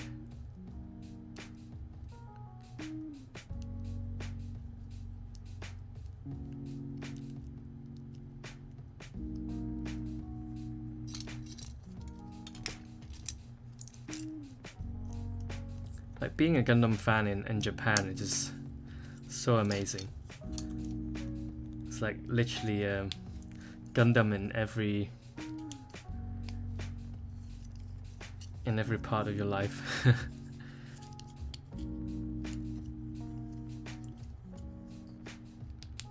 It's like car ads. I think I've seen a car ad for Gundam. It's like a Mitsubishi or something, like that's got like a Sha in it, a Sha Saku or something.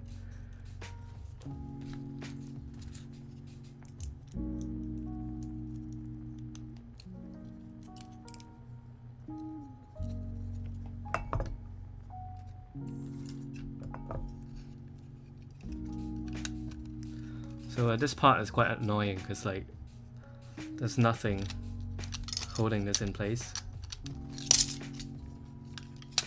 It's like pure friction or something.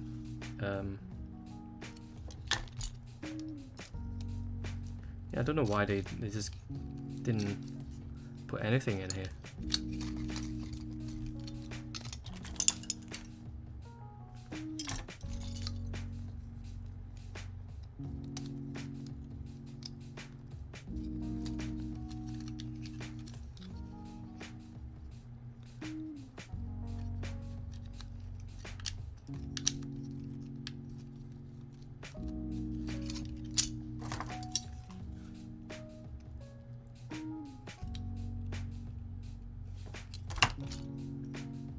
So you kind of have to use glue here.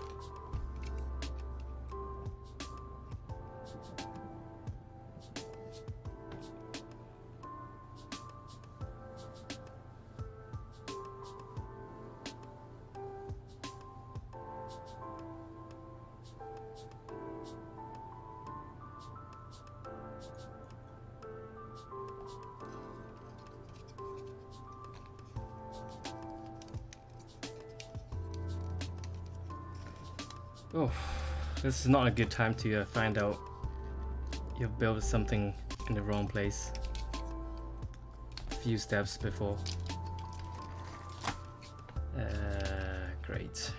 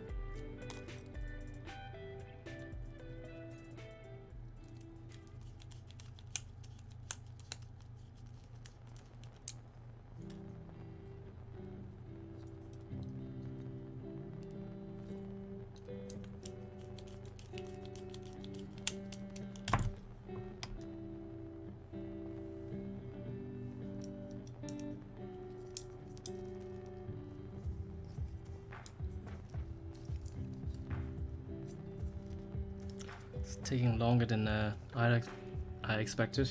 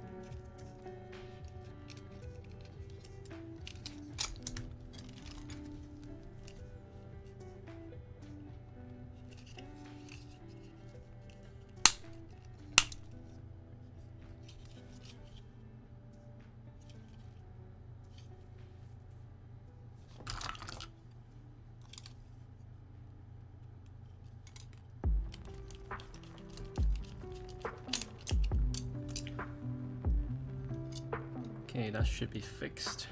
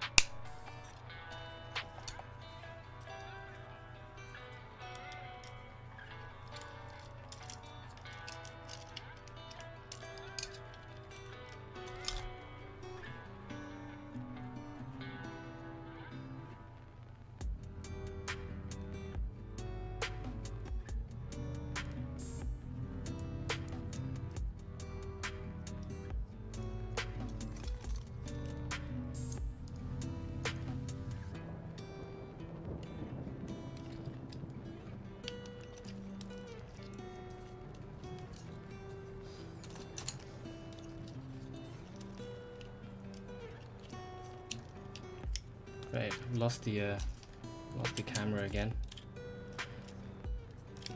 Give me a moment.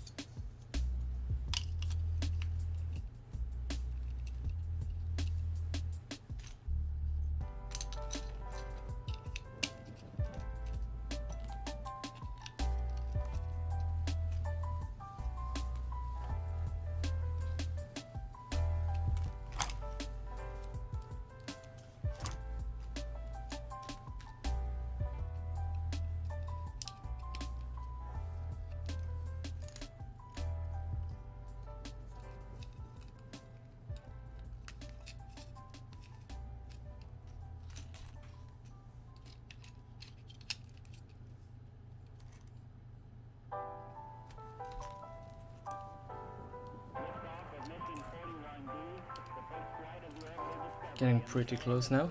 You can see it's getting quite big, this booster thing. Every 4 computers now have primary control of critical vehicle functions.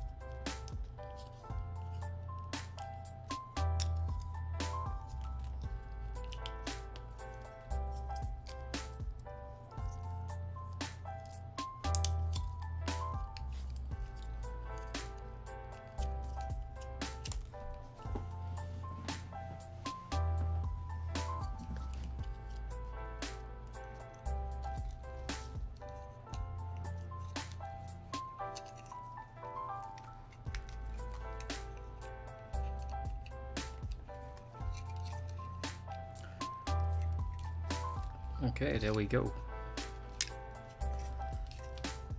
This is everything that's built for the EXS Gundam. This is the booster pack that goes to the backpack.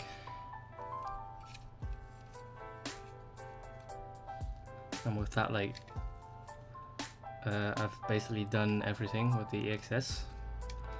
One remaining thing is to put all of the stuff onto the main body, which I would do off camera, because like there's no way I can show it here anyway. So just check my social. I'll post some stuff up there of the actual like finished product. But yeah, I'm pretty tired now, so I'm gonna call it a night. And thanks for tuning in. And yeah, this has been quite fun, but I'm just not sure if I'll have the chance to do it again. But yeah, I'll post some photos tomorrow. Thanks for tuning in. See you in the next video. I'll have the review up in a few days as well, so see you then.